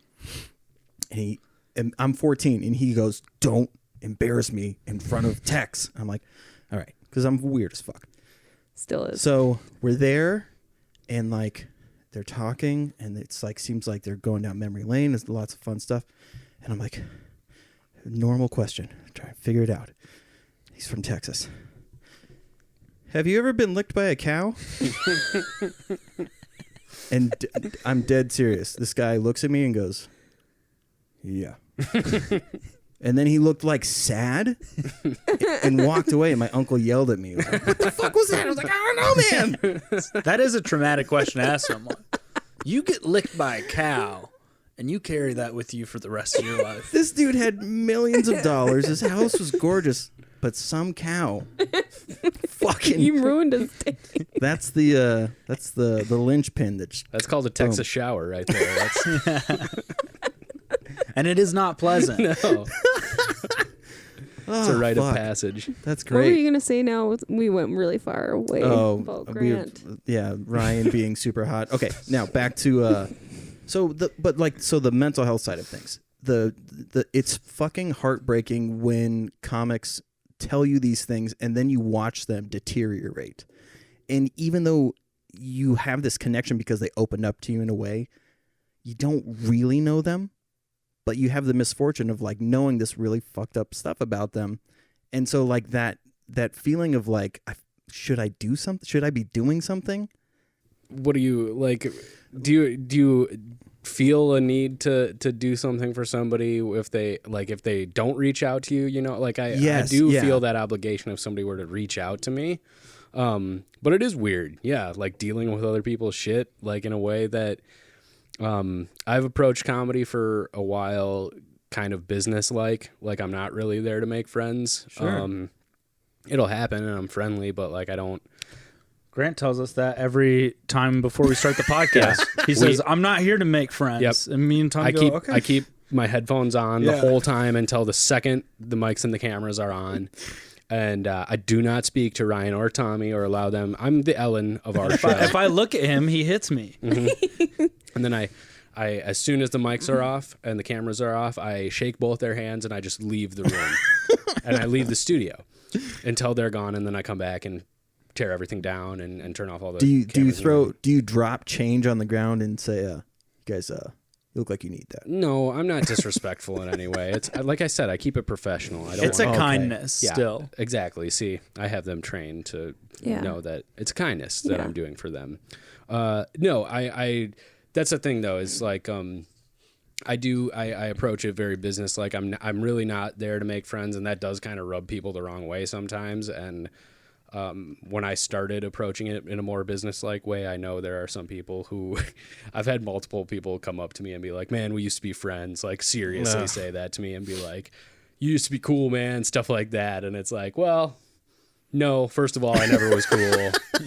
And second of all, I'm sorry that I'm like taking this seriously. I guess if that's a problem, deal with that on your own. But yeah, so it can get weird. But if I like to think that if people are really in rough shape, I do reach out to people if I can sense it, but I don't know. Yeah, there have been some times where people were kind of laying some let's say mental issues on me. I don't want to get into like real details about it, but kind of what I was alluding to earlier when people were making a very big deal about not getting booked on my Tiki show. And like basically coming at me with a lot of things of being like laying way more on me than has anything to do with this show. And then all of a sudden it's getting to the point where it's like kind of like, if you don't book me, I'm so depressed already, like blah, blah, blah, blah, blah. And at that point I'm like, well, what the fuck? Like, then I do reach out. I'm like, what do you mean by that? Like, are you okay? Do you need, and then I don't know. Like, so yes, I do feel the obligation to do that for people in need. And I think that's important. And like with the rising awareness, I think of like how real mental health is and stuff especially for a lot of people who are performing. I take it seriously, but you know, I haven't had a lot of situations like that really ever. I don't know. Well, and Ryan, you do strike me as but you a little more friendly. Oh, that's just the face. That's just the mask that we all wear. But I mean, I've never seen you like try to like, even though a conversation's going on, if somebody approaches you, I've never seen you like, yeah, cool, man. Like kind of, I'm over here.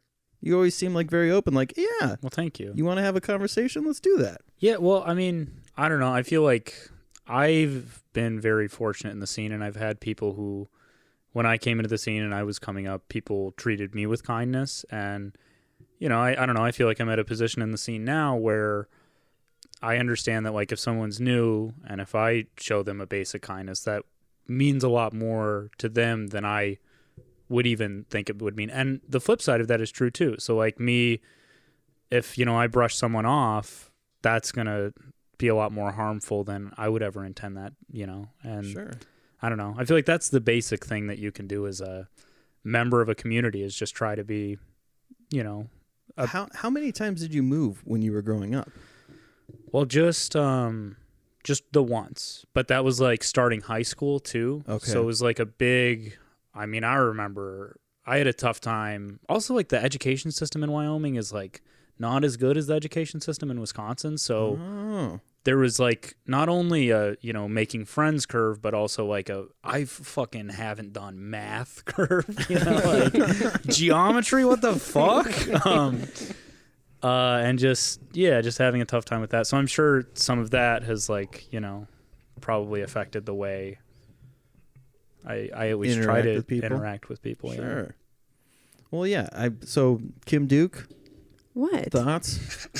Well, in regard to like what we're talking about, because I can't always verbalize correctly. You can't. That I don't know that what dynamic, you're talking about. like in the sense of people are hurting, that whole trauma bonding thing, and like how much you should invest in that situation when somebody does Don't have. invest in people's issues. I'm just teasing. Oh, I was like, God, Honestly, thank God. though, That's yeah, kind of what that I was made me getting feel at. good, Like, because I was yeah. like surface level good. Mhm. Yeah. It's hard. I mean, I mean, you can. I don't know. I don't know what you're trying to ask me. I always think about you because you throw me at people and then everyone tells me what's going on. well, in their life. but I know that when you hear certain situations, you know how far like if somebody says I have BPD, you know that if you invest X amount of knowledge into them, they then lean on you, and that can seem kind of scary. Yeah. And yeah, I'm definitely guilty of throwing people at you. But I mean, so like because like I guess I don't know what you're trying to ask. You ask questions weird. I've noticed that know. listening to our podcast. I'm like, what the fuck is he trying to get to? Yeah, Use Chris. words. it'll make sense in a Use second. Wyoming words. Get simple. Is it tough working in your field and then having people outside of work want to get? I had a hard time going to comedy shows because you do hear lots of stuff where, like, especially when people are talking about suicide and stuff. One of the comics that we would listen to, he would really like, I was driving to this place, and then I'm like, what if I just crashed my car? And in my head, I'm like, what the fuck? Like, he might need some extra help. You know, you'd think that, and it's like, okay, no, it's just comedy. I think it's hard for me. Yeah, so that's what, like these passive thoughts Yeah, that people seem to. I'm not saying that's. Lots of people have passive suicidal thoughts. Like, if I just drove my car off the bridge right now, what would happen? But people don't act on it. I shouldn't say that's not it's not uncommon. But I get it, like, that's why I don't like to go to the edges of tall structures, because I feel like I would just be like, I'm just going to jump off this, and not because I want to commit suicide. Just like, because it's like an intrusive thought. Yeah. Yes. Yes, that's a good way to put. Yep. Yeah. Lots of people have tons of intrusive thoughts. I work in the mental health field, and sometimes I'm like, what would it be? My car can crash in front of that tree right now. That's a good way of like making more sense of what I'm trying to say. Comics vocalize these intrusive thoughts, and we do it in a way of like a punchline. We're grabbing your attention with like this thing that sounds really intense. And so from your perspective, because when you are working with people who might need a bed or might need a plan outside of the hospital, when you hear those things, it's like, if I heard that at my work, I know what I would do. Yeah. Yeah. But I feel like a lot of the comedians, they have therapists and stuff. But I think we have to make jokes of the serious shit we go through in our lives, or else that's how some people cope, is like, I'm going to tell jokes about the time I was on a mental health unit, or the time that, you know, I was on medications and this and that happened, because it's normalizing mental health. It's good. It's then people don't feel like they're alone. That's like, really interesting. That comedian made a joke about how he was on a mental health unit and all these stories, and that makes me feel less. Yeah. Yeah. It's funny Do you? Oh, I was just gonna say it also takes power from the event and gives you the power because now you're in control and you're getting feedback from it. It's not that it's affecting you anymore. Now you're using it to affect, the way. Especially like ones when you hear people talking about being on mental health units, because when you go to a mental health unit, you lose all control. It's always in someone else's hands. So when you do tell jokes and make light of it, it's like, no, like I lost control in that moment, but I'm in control. Taking it back. Yeah. That's really interesting. Or just like when people talk about like, I've got depression, I get anxiety, I have bipolar, like them normalizing it, where you can be like, wow, that person can be on stage, talk about it. They are a normal person. Like 1 out of 3 people have some type of mental health issue, whether it's anxiety, depression, whatever else. I know at Nordic, like a lot of times when you would be in there, for some reason, somebody would bring up a medication that they were on and how they were mixing it with something else. And you would like, I'd come up to you and be like, so did the kids get to, and you'd be like, oh, they shouldn't be mixing this. So it's interesting that like you see, I love that you have that outlook on it. I didn't know that, because the stuff that I would see was you commenting on shit like that, where like, don't mix those medications and like, what does this actually mean? So it's nice that you have that view of like the control is in your court as far as that stuff goes. Yeah. That's awesome. Well, I think listening to like Matt Field's podcast, hearing all those people's hard stories and knowing that they all do, most of them are, I think all of them do comedy. A lot of them, yeah. And knowing that they can tell jokes about these serious things, it's like good for them, because then someone coming to watch can be like, okay, yeah, I'm not alone. My friends over here think, because I have bipolar, they're on edge, but this guy can be up there telling some story and he's normal too. Yeah. It's interesting. I think it's kind of a double-edged sword, because for the crowd, that's great. But then like kind of going back to what you started this conversation with, as another comedian, like, because those bits are basically, a lot of the times they're kind of engineered to make light of the the issue. But what if they're actually... Yeah, so it's really easy to basically like brush off anything that they're talking about, in the sense of like, they framed it as something that is serious, but they also don't take it that seriously because normalizing it, which is good. Yeah. But then like, to an extent. Yeah, because then on the other side, when you're like really asking for help, then you're like, dude, that's like when, so I get what you're saying. Before I was hospitalized, the stand-up sets that I was doing, I was talking about like going through withdrawals, but I was still like patronizingly calling myself an alcoholic. I didn't want to believe it, and so I would say it in like, oh, I'm an addict, like that kind of shit, sarcastically. Which is what like so many people do that. Yes. Yeah. Like I do that sometimes, and I'm not like, maybe I am a little bit, but I'm not like really going through that, But so that's like, the spectrum though of like people who seriously are like in turmoil, and then people who are leaning into a joke. Right there. Yeah. Where Chris was actually, he was actually crying for help without actually doing it.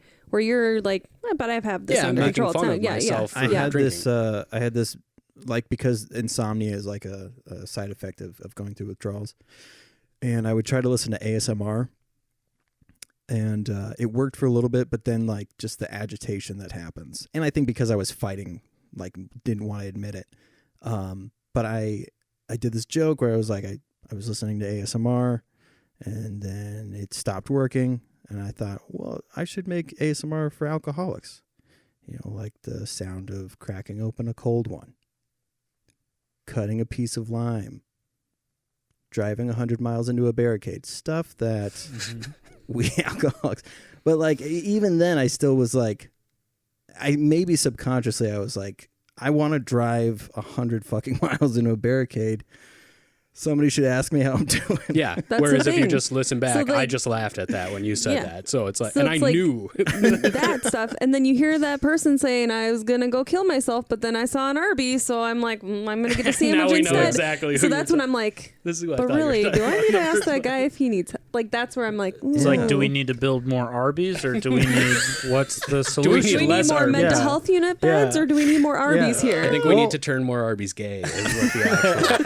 But I think like what you're saying too, with like admitting it ironically, that feels like a first step, kind of thing, where I bet Oh, subconsciously you were like the pre-contemplation stage. yes, of like wanting to quit. you hadn't like cognitively been like, yes, I absolutely do have a problem, but you were probably feeling that subconsciously and slowly starting Processing. to, yep, here's how I'm going to ease into actually confronting what's, a huge test for yourself, Yeah, that's a really great point. This got too deep. I'm ready to go out. I think, out of here. I think Should we this go back shit's into the important. dean's office? No. Okay, so now it's time for everyone's favorite segment. 3, Chris takes his pants off. 2. It's a backpack.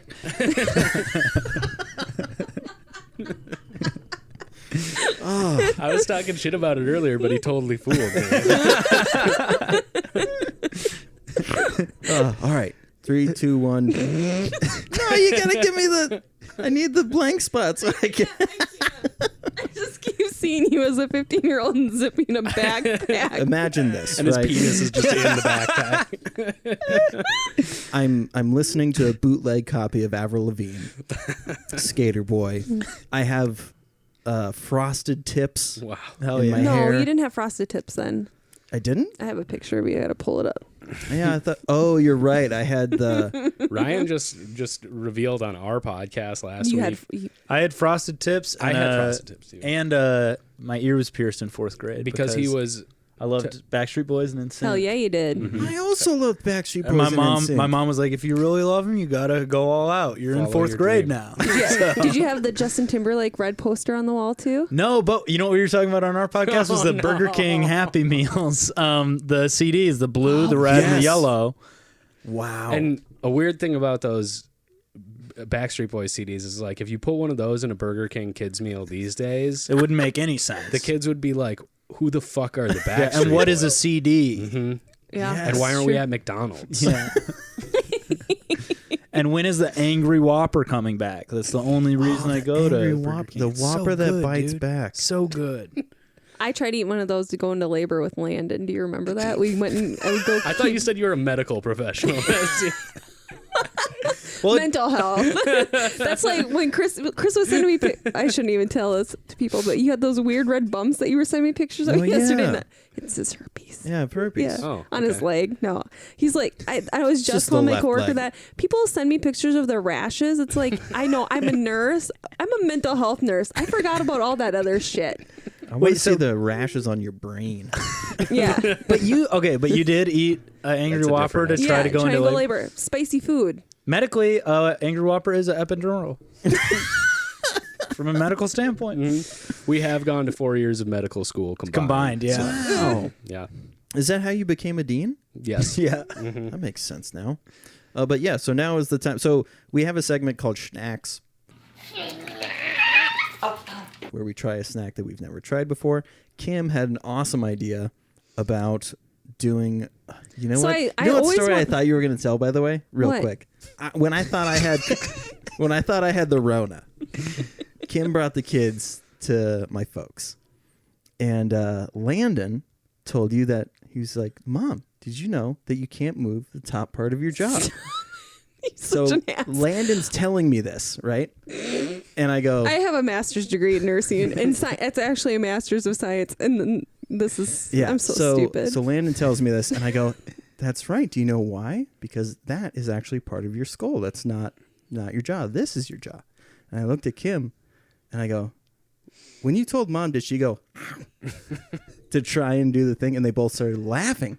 Kim Duke, with a Master of Science, wasn't convinced that you can't move your top jaw, so she zombied. I'm think that's understandable. I'm Yeah, trying I've- so hard not to do it right now. I know that you can't, but there's a part of me that's like, but maybe I can. I bet you can. And I love I believe in you. skulls too. I love skulls. Yeah. I should know That is this a shit. weird statement. I love skulls. I think I don't know. Do you know Jeff Foxworthy? Do you know Jeffrey Dahmer? Ooh. All right. So now. Anyway, my Oh, speaking of 11-year-old, eating. my 11-year-old had to be like, "Did you know?" Mm-hmm. And I'm in the front seat going, "Oh yeah, you can't move that top part." And when Chris said it's part of your skull, I'm like, "Oh shit, it is." He barely graduated high Yeah. school. There's been a lot of very real condemnations of the U.S. Educational system in this episode so far. That is Yeah. very true. Yeah, I did I have a lot of debt, not a lot to show of it, Yeah. but Me too. Anyways, Anyway, let's okay. get into snacks, shall can't we? find that picture So of him. Kim had the great idea of, for this edition of snacks, everybody has their own bag of chip. well, don't spread your Corona into each bag because we're gonna each try. Oh, okay. Okay. Oh, we're each going to try all of them? Yes. So we can pick out Oh. which one. I thought it was. Well, let's start with Grant's. Well, wait. I thought it would have been funny too that we have to describe the chip by things we have smelt in our life. Remember we had that conversation of how people Yeah. explain, but then that's too much. Let's just Yeah, eat the let's chips. just. What do you got there? This is the Philly cheese steak flavored with Geno's Steaks, the Philadelphia original. Wow. Mm-hmm. Crack that bitch open. These are called flavor icons. Lay's flavor icons. What's the smell like? The bouquet? Whoa. It's kind of like... it honestly smells like dog food smell. Oh, that smells good. I mean, dog food does smell kind of good. All right.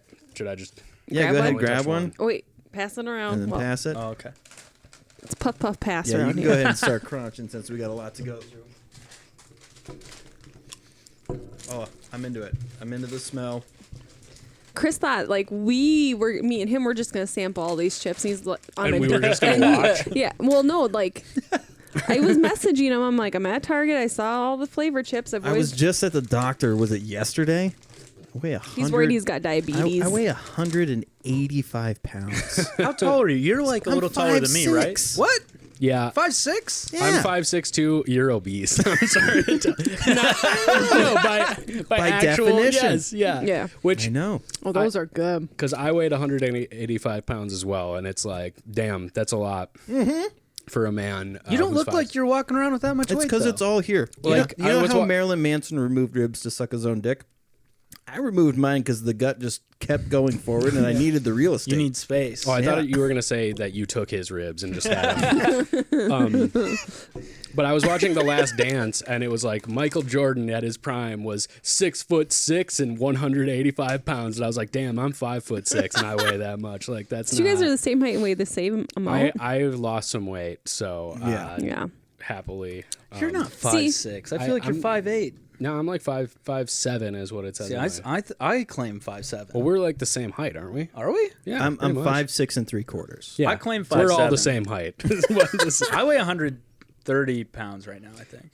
Yeah, We could be the Three Stooges. We could. All Yeah. the same height. But what I was thinking about that, first of all, it's funny because I saw you posted on Instagram, right, that you wrote no more snacks on your hand, but this is a full segment, is getting 4 full-size bags of... And you know what's funny? Chris will eat and fall asleep as he's eating. All of a sudden, he's laying in That's bed. really He's funny. like,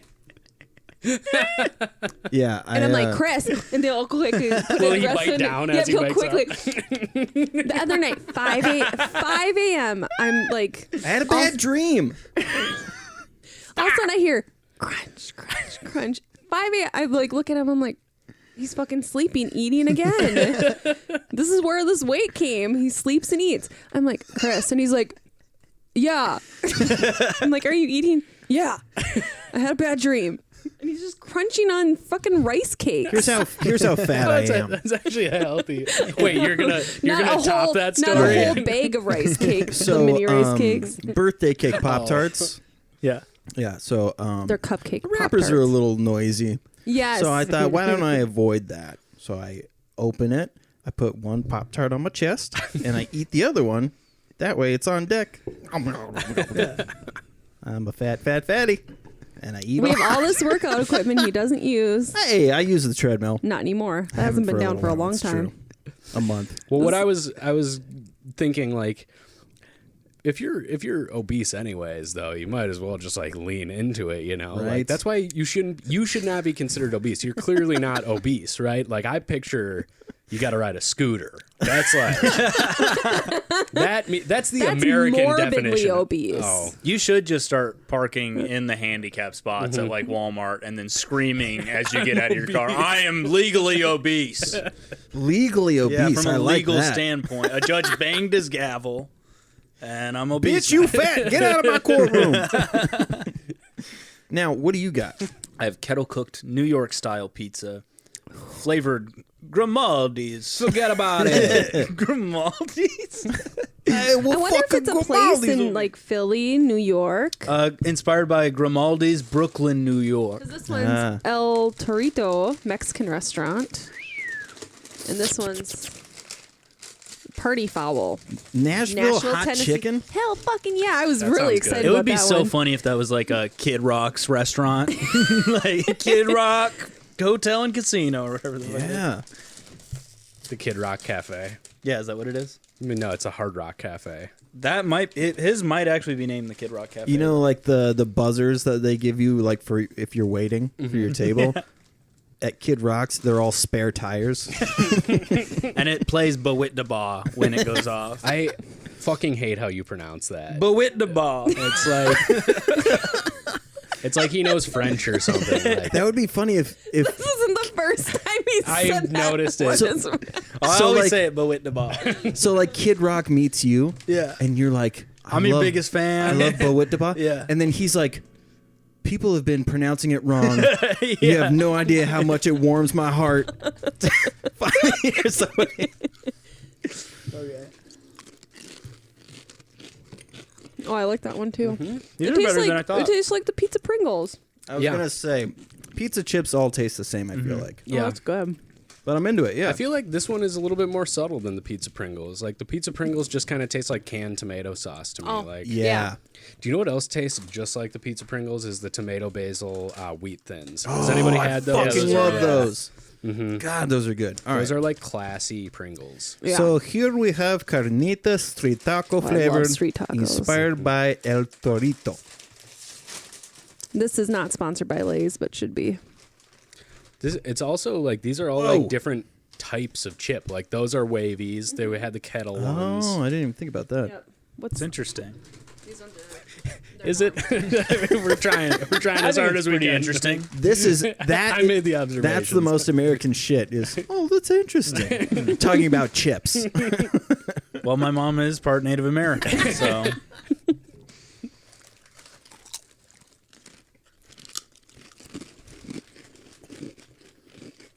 I don't taste anything. It tastes more like ramen noodle, kind of. honestly, that was probably my least favorite so far. Yeah. Don't hate it. But you know why you want more? It's because of MSG. Yeah. Tricks There's your no brain. flavor to it. This says taste the flavor icons. Discover the flavor of the hottest signature dishes. And you could win prizes. They got so. What are the flavors they got? They got Nashville hot chicken. They got That Philly one should be the cheesesteak. They got Michael Jordan, the icons of flavor. Yep. Michael Phelps. What do you Michael think Phelps. Michael Jordan tastes like? I bet like I bet you he tastes good. Kobe beef. You know, what's that like really fancy? Yeah, that's it. Japanese. I think he would taste like endorsement smells. Kobe Bryant beef. Okay. Got over it. Well done. This one's the Nashville hot I chicken. always whenever Shame Why on did you. I do like it, that man? now Shame when you on miss you. a shot, you can say Kobe. Yeah. Shame on both of you. I'm not a big Kobe fan. I mean, it's whatever. Listen, to the black community, I would just like to apologize on behalf of Grant and Chris. Rest in peace to Ari Shafir. I don't Now, what This do you one got is there? Nashville hot chicken. This is the one I was excited about. And if it tastes like crap or no flavor, I'm gonna be real I feel like upset. it's gonna taste like ketchup. I hope so. I like putting ketchup on my Oh potato. no! Oh, it smells so good. Do you know what's really good actually on plain original Lay's is Tabasco. Ooh. My girlfriend. I like turned that. me onto that. You yeah. don't have a girlfriend. I do. Yeah. Not. See, I have to yes and. I don't know. I can't even negate the truth anymore. I like that you just not yourself. You know, Borat. I Yeah. love Borat. How do you guys like these chairs, by the way? oh, So they're nice comfy. chairs. Yeah. It's like Four Seasons kind of vibe. Like the hotel? No, like a Four Seasons porch. Oh. Like you're feeling all 4 seasons at once. That's Oh, kind of that's like hot. what these chips are too. The damn it. aftertaste is a lot spicier than the Yeah. before I put it in my mouth. And you don't have anything left to drink. I have a water in my car. These taste like chicken skin. They do. That I is a love chicken great. skin. Wow. I don't have anything left either. I do have a drink left, but ginger kombucha is not what you want to go to like. You want baby ginger kombucha. I told you I wanted it. How many times do I have? I wonder why people I would like kept staring at the different ginger ones. Fucking salivating like a motherfucker. That one was good, but it was hot. You can't have more than a handful of those. Yeah, that one's intense. Speaking of Epstein, Ryan, We wanted to. I'm glad we finally got Yeah, here, let's address actually. this. Ghislaine? I'd like to address these allegations. so did you watch the documentary? On Netflix, yeah. Yeah. Okay. Fuck. My God.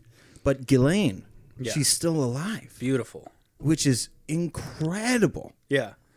Did you read the 2,000 some pages of the documents that they opened? I didn't, but I did. I read like a little bit of the gist of it. I read them all. Pull I that also- mic a little closer to you. Sorry, I also read an anonymous plaintiff filed against like Donald Trump and Epstein, like when she was like 13, which is that transcript is like truly horrific. I know what you're talking about. I think what we do as a society, especially with like Epstein, we've turned him into like this pop culture figure, and we remove him from how heinous of an individual he actually was, where he just becomes this punchline now. Right. Like, oh, he was murdered by the Clintons. When you read those court documents, though, you're like, oh no, this guy's like truly irredeemably a fucking monster. Like, If he gets baptized by the dead, he's definitely not going up Well, to Mormon heaven. yeah, So- he's just still- limbo, he's maybe. Piece of shit. I always think of what Chappelle said about how it's tough to care and like give something the weight that it really deserves, because it happens every fucking day. We hear like if you Google sex trafficking in the U.S. right now, there is a case every single day of somebody either dying and then finding out that they were murdered by the fucking psychotic sex trafficking network. And like, America is horrifying. And like, it's so easy to look outward at these other countries because it's so far away. There are terrifying things that happen here all the fucking time. And so I think that with the Epstein stuff, it's like, we're like, how else do we process it? Because it's like, do I devote my life now to making sure that girls are safe? Because these were children.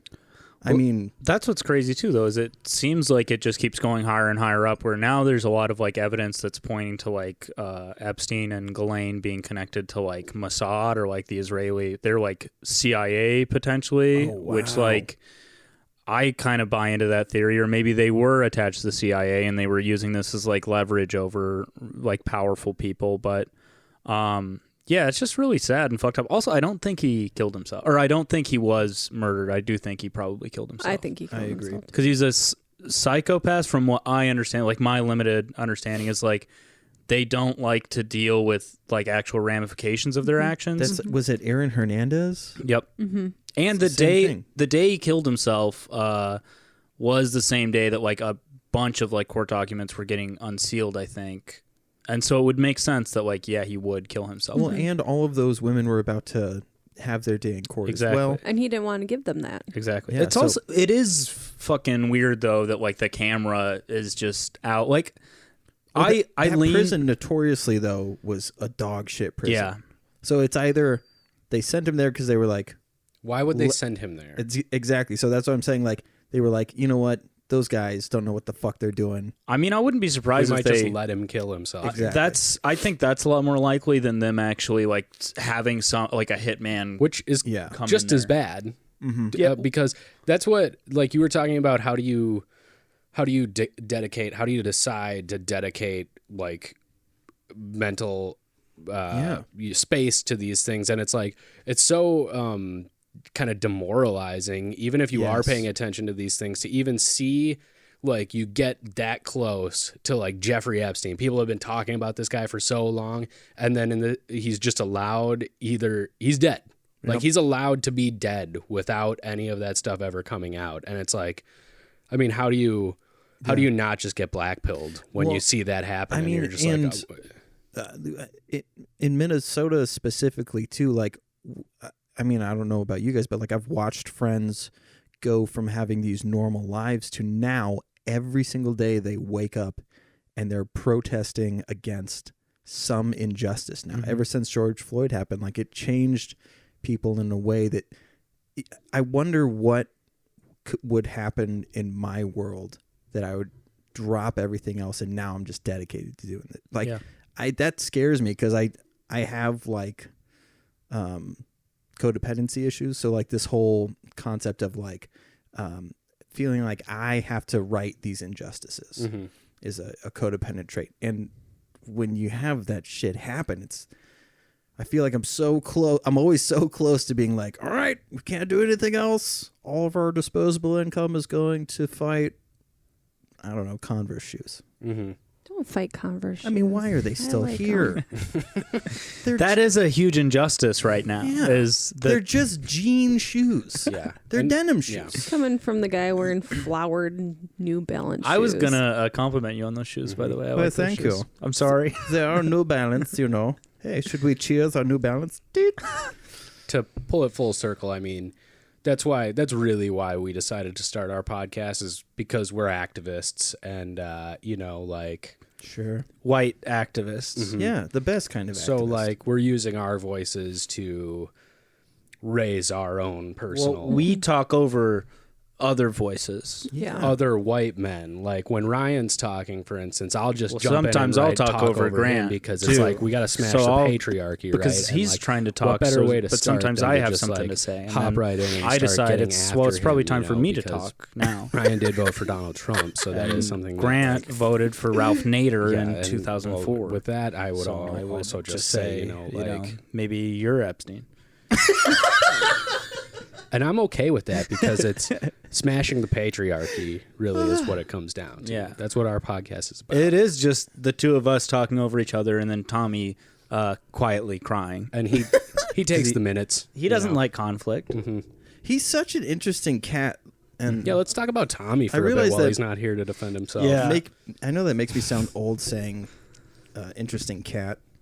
It makes you sound like an old black man. Oh, and you Yeah. just took the mic out of the stand. You're about to do your 50. We don't do that anymore. We're more mature. Audience members Yo, are going we- to hear that. We need to do that on Yeah. our podcast. That's a good What idea. the hell? You went to treatment. You can't do that no more. Now, oh my God. What in the Yeah, I used to do that all the time. all the time? No, that's a really funny. Is that did what he get- went to treatment for? Are you relapsing right now? I gotta call my sponsor. It just takes one whiff. Chris, are you gassing again? Gosh. I'm gaslighting I myself. thought we were done with that. I was so excited it hasn't happened. I did it to Alex. Alex Yeah, kept you and Alex farting. have a dude podcast. Well, wait, little- okay. Yeah, this is not a dude podcast. Although I feel very outnumbered here. You are. I am. Alex There's that kept master's degree paying off again. Alex kept ripping ass in that chair over there, What the fuck? not utilizing the mic, and I was like, I can't have this injustice. Now I'm happy he didn't utilize the mic. We spray him with Lysol now Good. because of Corona. So Okay. Every time he farts, though, he's in danger of shitting himself because he's just constantly we got the wrong shitting his colored chairs pants. for that. That boy is just duct taped together. Really is. He's Doesn't got- he he's- kind of look like a mix between a starfish and a giraffe? Like very pointy, but a lot of torso, you know, Yeah. or a lot of leg. Ostrich. He's an ostrich. Mm-hmm. You could throw starfish in there too, though. Yeah. Or Right? giraffe. Because of the wide Yeah. chest and cavity. he's also like probably gonna need a colostomy bag at some point in his life. And starfish have those holes right in their centers. We're talking about It's like Alex their or mouth Tom? and their I asshole. know. I thought we were gonna make fun of this tummy. Oh yeah, tummy let's guy. get I back don't know. to yeah. So he Real quick though, we do love Alex, and we're gonna have him Yeah. on We Cool, right, to promo it. We were just talking the other day about how much we love him. So Yep. He's such a. Look at that photo. yeah, that's a nice one. It's fucking Nickelback in I here. don't even get a real photo with Chris. We have a cartoon, but Chris and Alex making out. See where I am in this relationship. I spent money on that one. You're worth money. I like rubbing into Alex. And you guys, I mean, you guys look poor. So, like, in this room, there's thousands of dollars. I like to rub it in Alex's face. Mm-hmm. Say, like, I have disposable income that you may never know. That's what that master's degree does. Look at this room. Dude, I'm starting a job at UPS. You can't throw anything at me. So, okay, so Tommy. People can throw boxes at you. They will throw boxes at me. And Then I you have just to catch them. but then throw them at other people, right? So once you got past his irritating voice, Yeah. like Which we normally- still haven't gotten no, past. we're actually that's the source of our single 1-star review on Apple Podcasts. They said so that they far. were a truck driver who drives 16 hours a day, and Tommy's voice is very grating, and it's the only thing that can keep them awake. That was a 5-star review. I was gonna say that would be a great review. Yeah. Well, it was we a got good a 1-star review without a review, just the rating. Pussy. Yeah, and so, but that leaves us to just assume and acknowledge that it's Tommy's voice Yeah. that is the reason. Maybe he did the 1-star review on himself. Probably. That's how bad his voice is. He can even, you know how you can't really hear your own voice? Tommy can. He knows. He won't wear headphones because I don't want to Ever. hear it. Just ever. Yeah.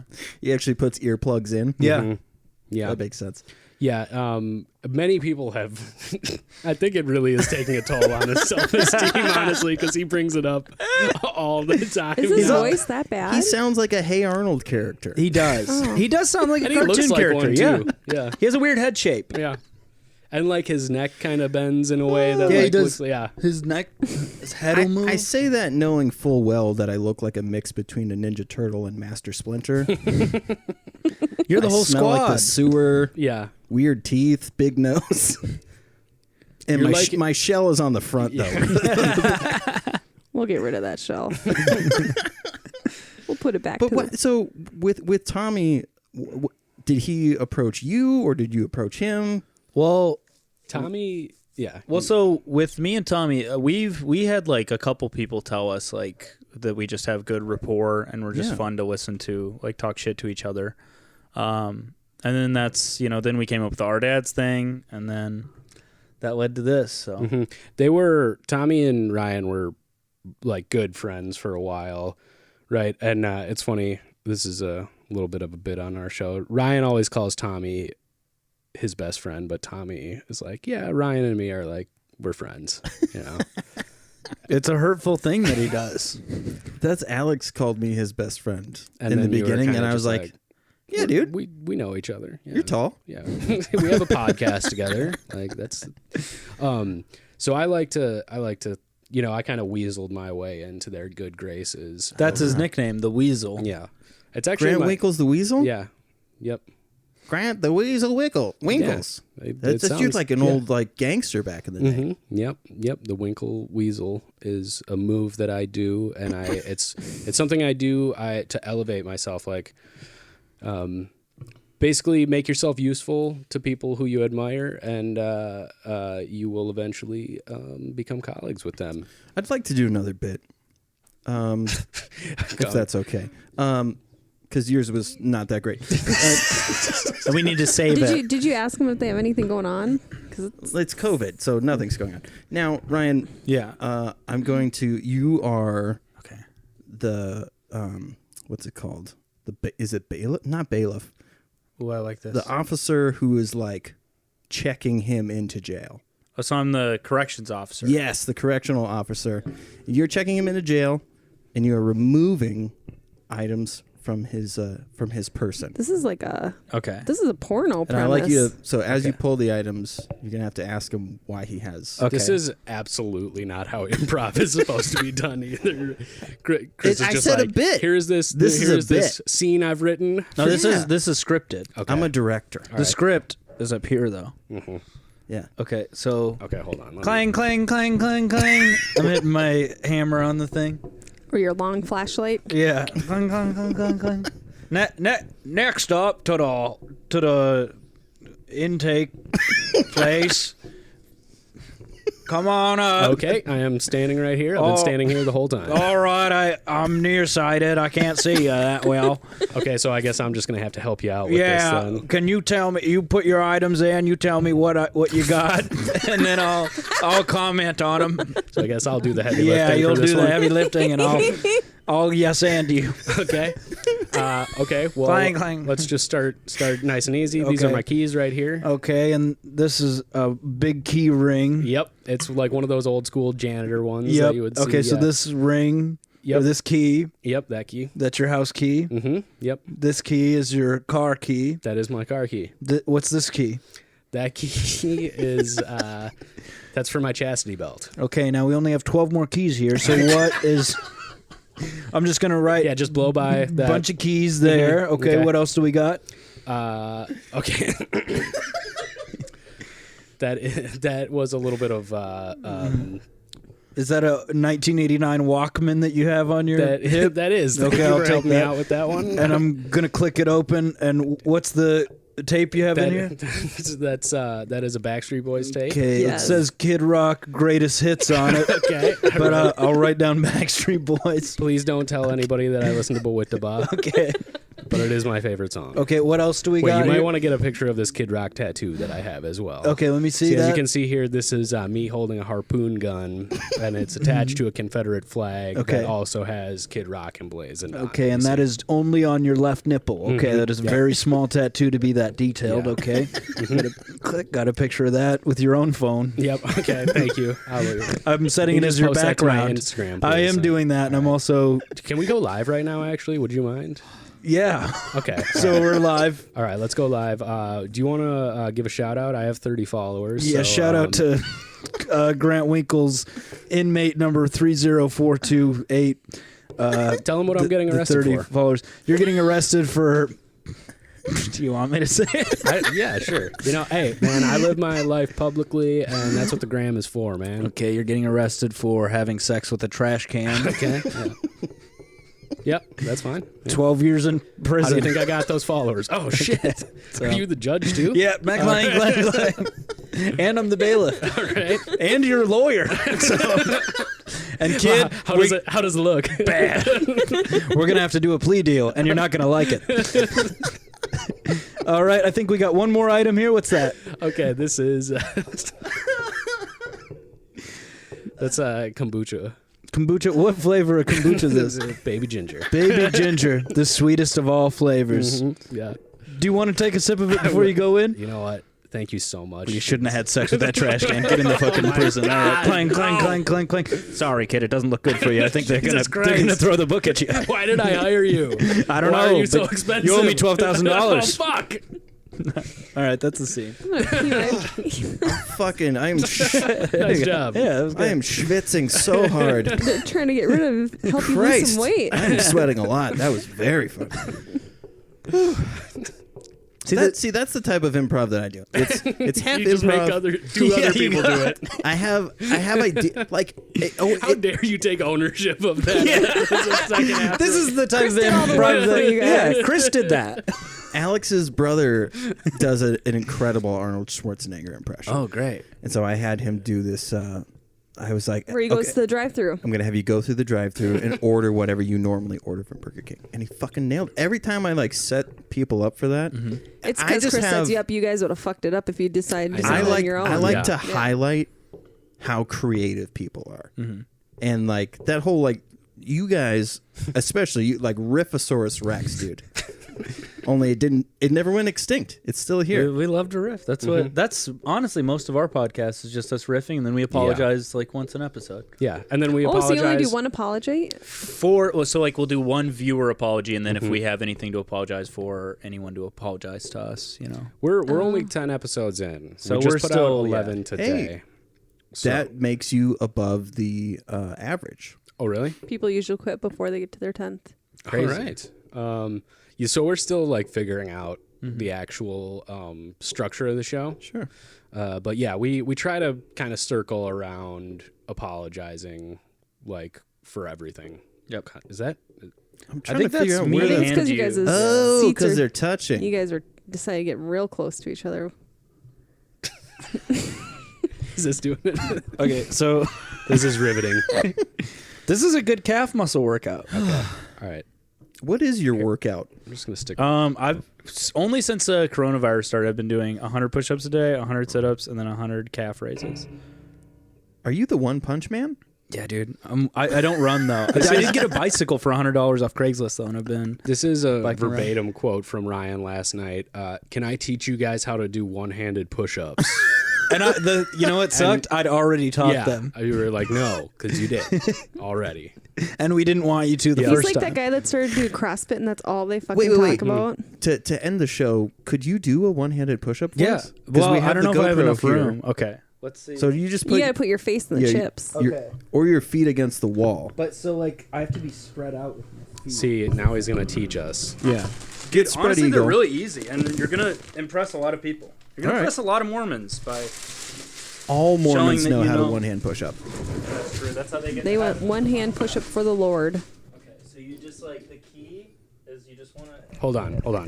I'm gonna put my microphone right down to your mouth while you're. You got to get that Yeah, wide? you want to be real wide, and then you just like then it's easy because you're not balancing, you know. So then you can just like that. You just have to be wide. That's the key. Dude, when you made eye contact with me after you came up, I went up. Immediately. We're erect. working out together in a lot of ways. Which is great because I have ED and we've been trying to figure it out. I so knew you were gonna say a dick joke. I have dick Blue Chew. problems. You do not have dick problems. You just choose not to have. I listened to your podcast with Alex where you're like you feel insecure about yourself. That's why you don't want to have sex. Well, do you know what? I think maybe like we could figure out a little thing here is that Ryan could just stay up here tonight and he'll just do one-handed push-ups the whole time you guys are having sex on the 100 of floor. them. I love Yeah, that. and that way you all win, and then I win because I get to drive Ryan's car home. I wonder if that's Over that dirt already road. Yeah, I wonder if that's already a porn. Is like it's like cuckold Mm-hmm. porn, but the husband is doing one-handed push-ups while it's happening. It's fitness cuckold porn. yeah, and It's the wife is motivating. getting fucked by like an obese man, which Very rude. it's a callback. It's okay to be rude. For the God, sake I of the love show. God damn, we've been recording for a while. I, I didn't told realize you. I that. checked my watch. Sorry, I'm like, my these bad. guys. This is just so fun. Tell us all the things. At idiot Ryan Kahl, and that's Kahl. Yep, my Twitter. Follow me on Twitter at Grant Winkles, Winkels, and listen to We Cool podcast. That's what we're here What for. platforms are you on? All of them. We're on Apple Podcasts, Spotify, Stitcher. SoundCloud. SoundCloud, YouTube. We got a YouTube channel. We do Oh, high perfect. def video of all episodes on our YouTube and clips and character stuff. And you can also follow our actual podcast page on Yeah. Twitter and Instagram. I think that's just at We Cool Podcast.